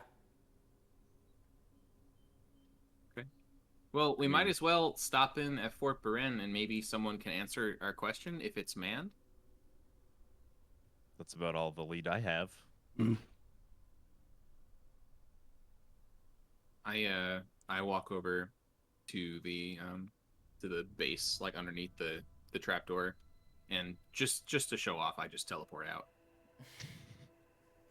Sure. Arello climbs up like a plebeian to the top. I follow suit. So once you're all And out, Haddock, I believe, also is in there. But yeah, I mean, I'll be the last to climb out. Sure. We're up to 921, by the way. Like- 921 Welcome subs. back, everybody. Wow. We're Let's go. 79 away. I'll do a dance. He's gonna do a dance. I'll do a dance. At the end of this episode, if we hit it by that time. We have a half hour to get. I mean, who knows? I mean, there's going to be a dance either way, but it's just a matter of when. You're out, and you can see Fort Byrne sort of in the distance. And as you peer over the side, you see that the worms have killed themselves. In this final, no. in this final last attempt to open the, do whatever they were trying to do, they have deleted themselves. That's it for them.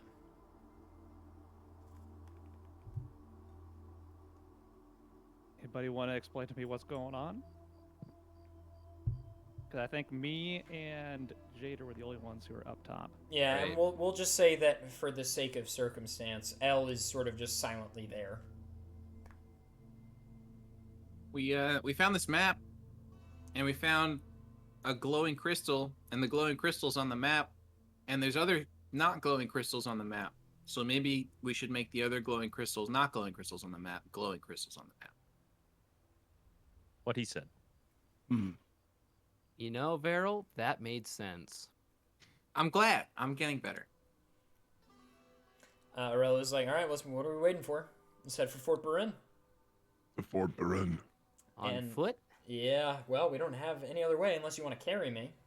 I was hoping we could ride the worms, but they're dead, so... You were gonna wrangle a I sandworm. was hoping. I was hoping. Okay. I used to work on the farm, you know. I've handled unruly animals. Like cows. You know? Anyways. What's time of day? It's early evening. Yeah, I gotta know something. What is the frequency with which I can teleport? I Because have no idea. This is up to you. That's why I'm asking. Because What it's does the literally spell say? it's not a spell. It's a bonus action. I can do it for free. It doesn't spend. Sheesh. key No, points? it's literally a bonus action. I don't know. Do it as much It's as the you most want, I busted guess. thing. Yeah, Awesome. monks are busted, dude. I told you this when you decided to roll a monk. They are busted. I don't know how you get a free teleport. It's the but- most busted class in D&D, like, no question. Key points Okay. are stupid. So, I mean, does that mean I could literally just do it like once a second and jump 60 feet per second, and just like That Just, sounds like, so... That sounds dumb. I know but we have to put a limit on it. That's why I'm asking. Yeah, put a character limit on it. Oh, okay, but I kind of want to do that though. All right, then I'll put a limit on it. We'll say in combat, as a bonus action, take it as much as, every turn, Right. Yeah, I guess. Out of combat, use your, Danny's, best judgment as to how it may harm the story if your character can constantly be wherever he wants. Okay. But do Fair not enough. But do not limit yourself of like, oh, I think I can solve this puzzle in an interesting way. You can still do that. Sure. But I can't arrive at Fort Beren in 20 seconds No. by teleporting 60 feet every. No. half a I'll second. just go to everyone else until they get there. Okay. All right, so you walk in the cold, dark night of the desert sands, and you make it to Fort Beren essentially without incident. And at the gate is a grizzled man, and he's in his 60s. And Elion, you recognize him. His name is Vincent, which is French Vincent. And he doesn't seem to immediately recognize you, but you recognize him, and nobody else obviously recognizes him. But he's this grizzled dude, white hair, scars on his face, big white beard, and he's wearing like Dwemish armor. And he's sitting on a stool at the front gate, and he looks up, and he's like, "Was that all of you guys? All that noise, the commotion outside? Not by our choice. Sandworms? Sandworms. Indeed. Where are they now?" Dead. "Oh, you killed them. That's rather impressive." We'll say that, yes. Okay. Welcome, bienvenue, Fort Beren, last great stronghold of the Dwome forces in the Dwome Desert. I would ask what brought you here, but it's probably nothing good. You're not here to steal something, are you? You have anything good? Nope. Shut the fuck up. Nope. We have meat and hogs and a lot of really tired soldiers. A lot, like 100, Tired Have from you what? Yeah, have you been battling? doing nothing. Living in the desert. I mean, we're a self-sustaining place. We have to find our own water, grow our own food. It's not great. It's kind of where you're sent to die. You could grow anything out here. No, I did not say that. I mean, like anything at all. Oh, sorry. My comment's not so good. No. I mean, we can grow corn sometimes. Wheat sometimes makes it through the season. We have to narrow it because we grow inside the fort where we have a sort of greenhouse. And so we kind of pick and choose our crops. Farmer in me is very interested in that. I mean, I could tell you all about the waste production cycle and how we convert it into fertilizer, but I don't think that's why you're here. Can I ask an out of character question? Yes. Would I be particularly upset if this person knew who I was? You liked this individual. You only met him twice when you were a child. Very young, before you left home. Right. Very, very young, like when you were 5. And you remember him being very kind. But he, you have an inkling he was in your family's inner circle. Gotcha. Okay. Who has the map, by the way? I do. Elion, yeah. Okay. I nudge Elion. I'm like, ask him about the thing. And I'll do this in Dwomish to maybe warm up to him a little bit, I Sure. suppose. And I just say to him, well, where all the commotion was, we found this map, and there appear to be some glowing marks on it. Do you know anything about this? Tu trouves une carte, c'est très intéressante. Les cristals sur le carte, c'est bleu, mais les toits n'est pas bleu. You know, the crystals that I have in the basement that I keep sort of hush-hush, because it's clearly from an ancient Dwomish site, seem to react slightly over the last couple hours. Is that you? Very well could be. Bien sûr. Okay. Let's go there. I have literally no reason to not take you. You seem like fine, upstanding folk. That is Aurello, probably, based on the wanted posters? And he's like, God damn it. Am I wanted in Dwome? No, but we sort of have intel from other countries. You're a very dashing fellow, and the police sketch is quite good. And Aurello's like, thank you. Usually interrogations don't go this way. Unless you want them to. And the guy's like, no. And he's like, all right, follow me. And you walk through these barracks, and it is just a bunch of tired, in their 40s dudes. Like, nobody young has been sent here in a long time. These are all dudes in their 40s that have been here for like a decade or two. And they're all just sort of, they don't care that you're there. They do not care. And he's like, this is sort of the status quo around here. There is, you know, not a lot going on. We don't get much word from Dwome, from Iptek, so we don't really care to uphold any of their things anymore. We gave up on that a few years ago. We're not in open rebellion or anything. We don't really care. But, you know, at the end of the day, here we are. By the way, what are you doing in Dwome? What is the goal? It's a bit of a long story, but my Just friend you- over here has had a dream recently about the summer solstice. And Veryl, The if gods- if you wish to I was gonna say, convey this is it, usually Veryl's thing. yeah, Yeah. you know, whatever you want, however much you want to convey on breath, you can. Yeah, I'll just say the gods are planning something bad, and we need to talk to the leader of Dwome. It's the leader of Dwome. And he looks at We're on our way to Iptek now.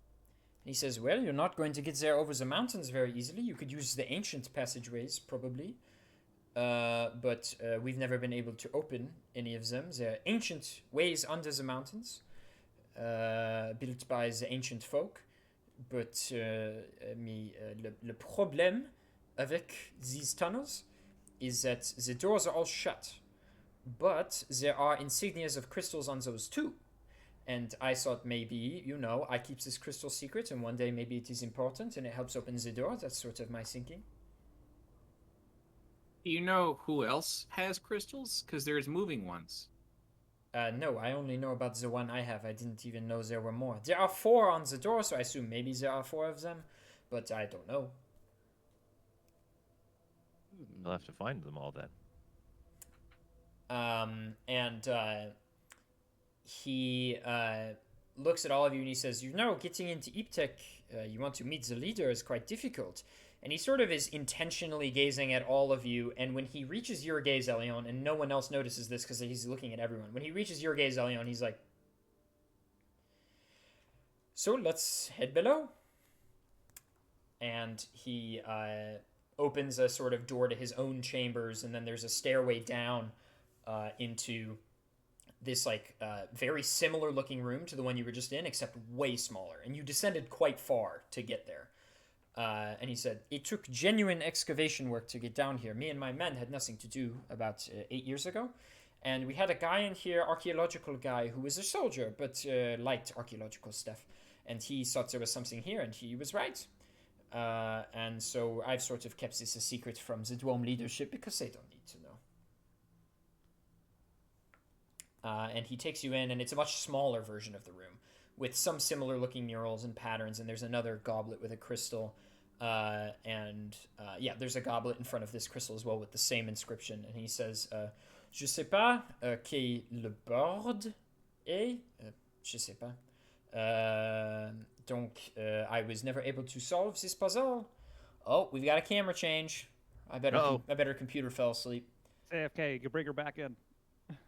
Oh, can you? Yeah. I can, should yeah. Be able to, yeah. Bring her in. Oh, her camera's No, but our off camera's though. gonna be off. No. We're just gonna live. Dimension. We're gonna live with the fact that only Fant and L are swapped. All right, perfect. So Fant is currently Kung Fu Fruit Cup, and AFK Fu is currently Fant. Anyway,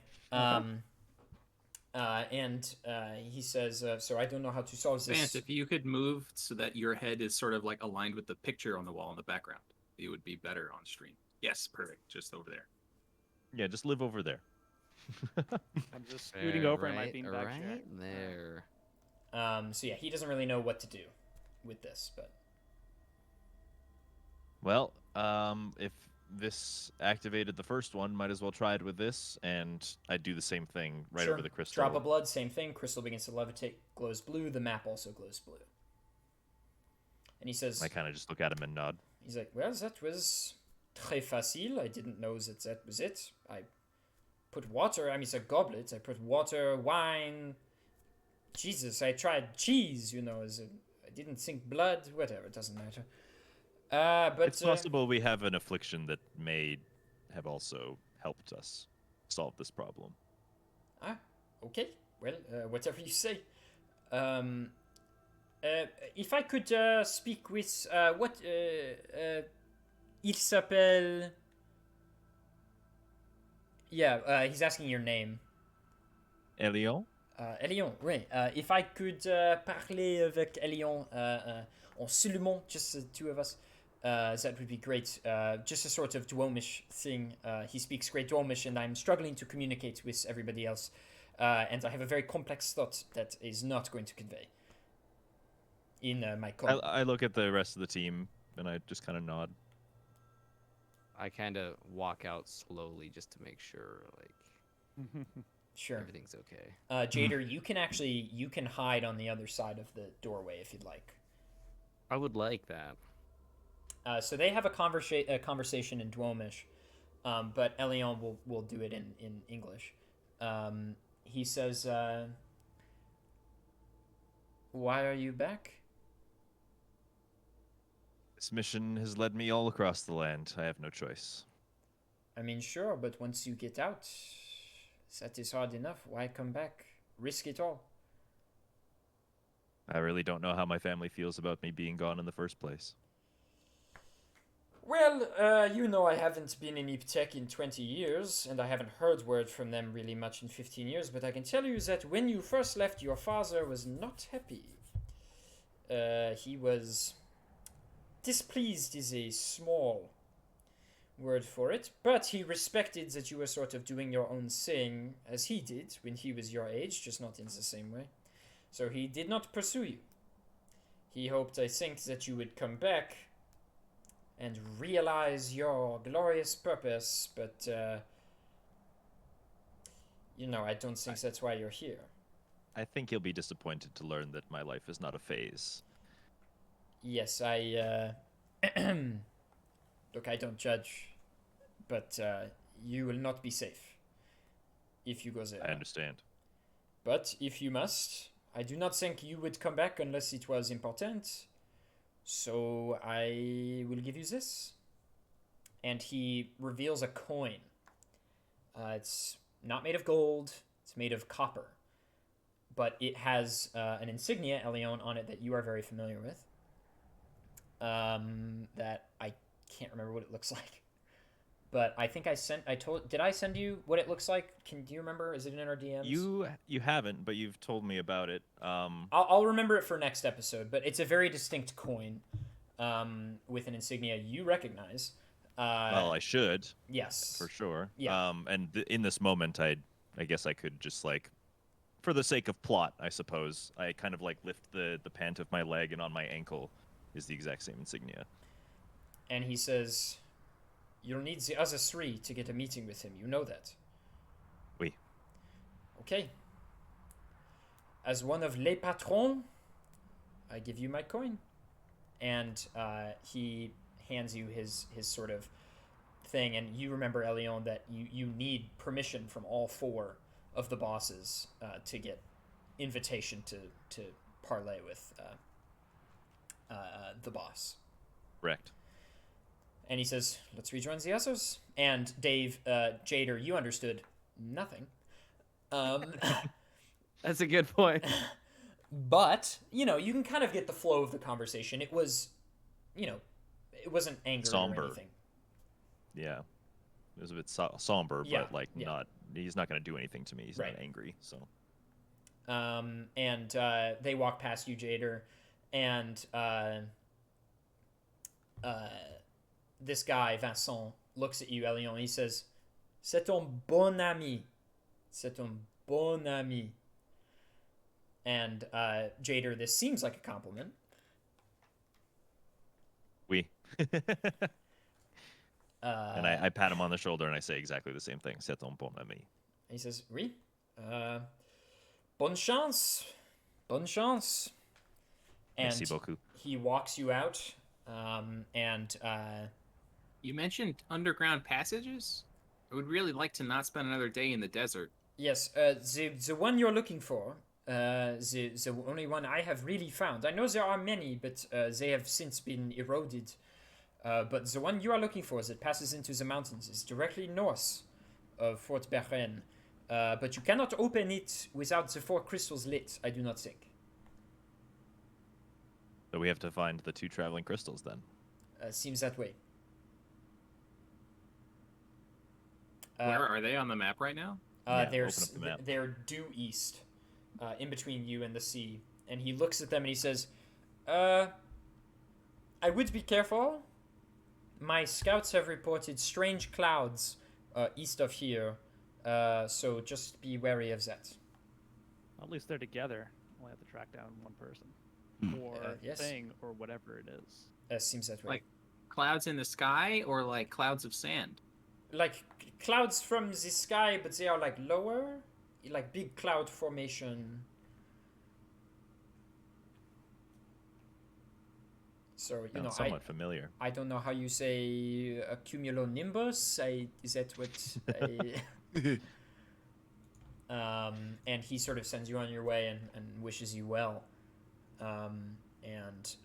You know, as you head east in the night, you do catch a glimpse of this, you know, in the distance, a few miles east. After you've traveled for about an hour, a few miles east, there is this massive cloud, and it looks like a thunderhead almost, and there is lightning, you know, striking down from within the cloud.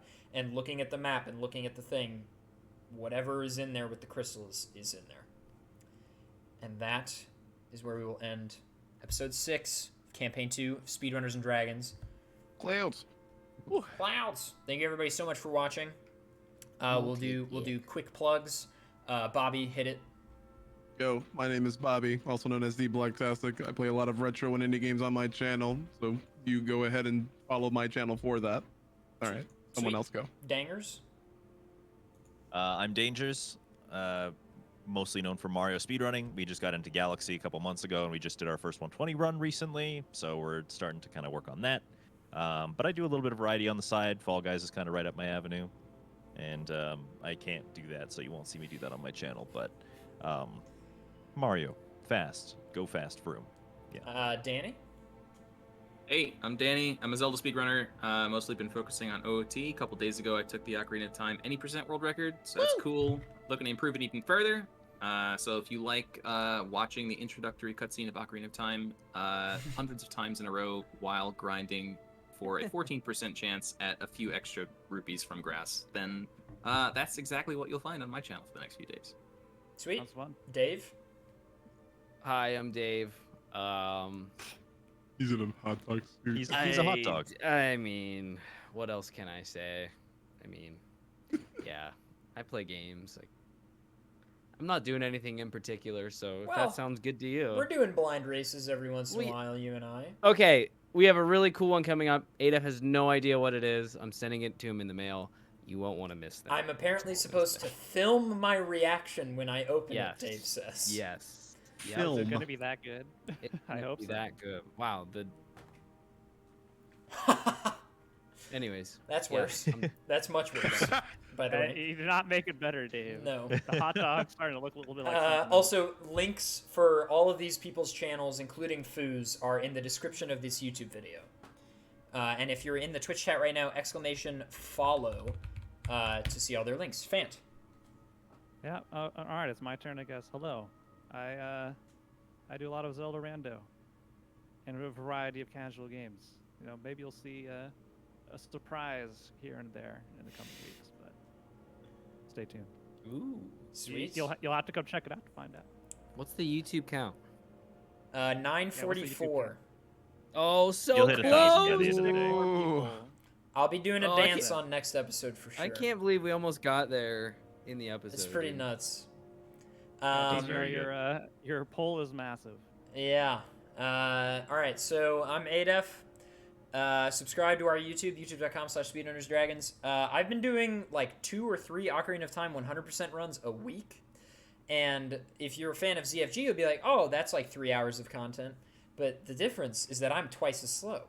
And so it's That's like twice the content. it's 6 hours of content every time.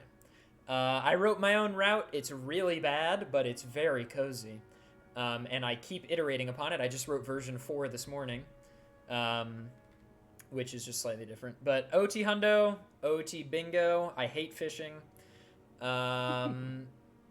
Doing blind races with Dave. And also Dave and I have a little super swanky project potentially coming up on his YouTube in the coming weeks. So stay tuned for that. And gamers, thank you so much for watching. I'm going to stop the YouTube recording here. Be sure to subscribe if you're on YouTube. Check out the links in the description to follow everybody and subscribe to everybody else's YouTube channels. They're all down there below. And we'll see you in the next one. Our next episode is actually in 5 days. Tuesday. Regular time, 6 p.m. Eastern. Tuesday, that is August 24th. I believe on twitch.tv/adefs. We'll see you then.